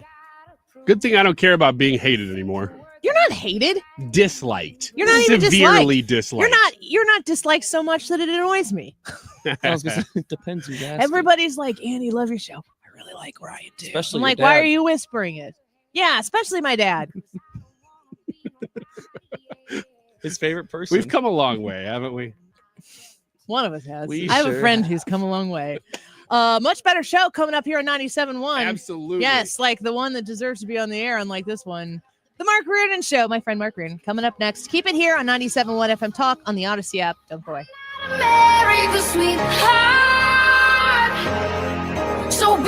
Imagine this, a summer evening, relaxing under a beautiful porch overhang, hosting your friends on a composite deck, or enjoying a bug-free breeze in a screened room. That sounds dreamy, right? Hi, it's Kim, and that dream can be your reality with Lakeside Renovation and Design because they specialize in creating outdoor spaces that make your backyard the go-to spot for family and friends. And with their attention to detail and the high-quality materials they use, you'll have a space that lasts for years. Visit lakesideRD.com today to get started on your outdoor oasis. We, without hesitation, recommend that anybody work with ThrottleNet. The experience will be as good as it's been for us, for anybody, because you'll get a true partnership and you'll be able to rest easy that you're going to get the service that you need while they're also doing all those things that you don't want to have to think about, that you don't want to have to worry about. They're always doing that in the background for you. Don't wait for your next IT crisis. If your business depends on technology, you need a partner that's got your back. Contact ThrottleNet.com to get a free IT evaluation and see how we can support your IT everything. Hey, it's Matt, your leaf filter trusted pro. Gutters are an often neglected part of the home. They're also one of the most important. Clogged, overflowing gutters can cause serious problems like foundation damage or basement flooding, which can cost thousands of dollars to fix. Let's face it, cleaning gutters yourself is not only a hassle, it can be dangerous. But when you get Leaf Filter, you'll never have to worry about cleaning clogged gutters again. Get started today by visiting leaffilter.com/radio to schedule your free inspection. If you decide to move forward, we'll professionally clean, realign, and seal your gutters before installing our patented stainless steel micro mesh system. Leaf Filter keeps out everything but the water. And it's backed by a lifetime transferable no clogs warranty. So you're protected for good. We're in your neighborhood and ready to help. Visit Leaf Filter today for a free inspection and estimate, and you could save up to 30%. Visit leaffilter.com/radio. That's leaffilter.com/radio. Oh no, stomach issues again? Stomach issues? Who are you? Your pancreas. I could be the real reason for your diarrhea, gas, bloating, stomach pain, or loose oily stools. I thought it was my stomach. People often do, but any of these symptoms could mean having a condition called exocrine pancreatic insufficiency, or EPI. With EPI, the pancreas doesn't release enough enzymes to break down food, but EPI is manageable. Use the symptom checker on identifyepi.com and speak with your doctor. That's identifyepi.com. Sponsored by AbbVie. There's nothing like when you get that part from eBay and it just fits. Yeah,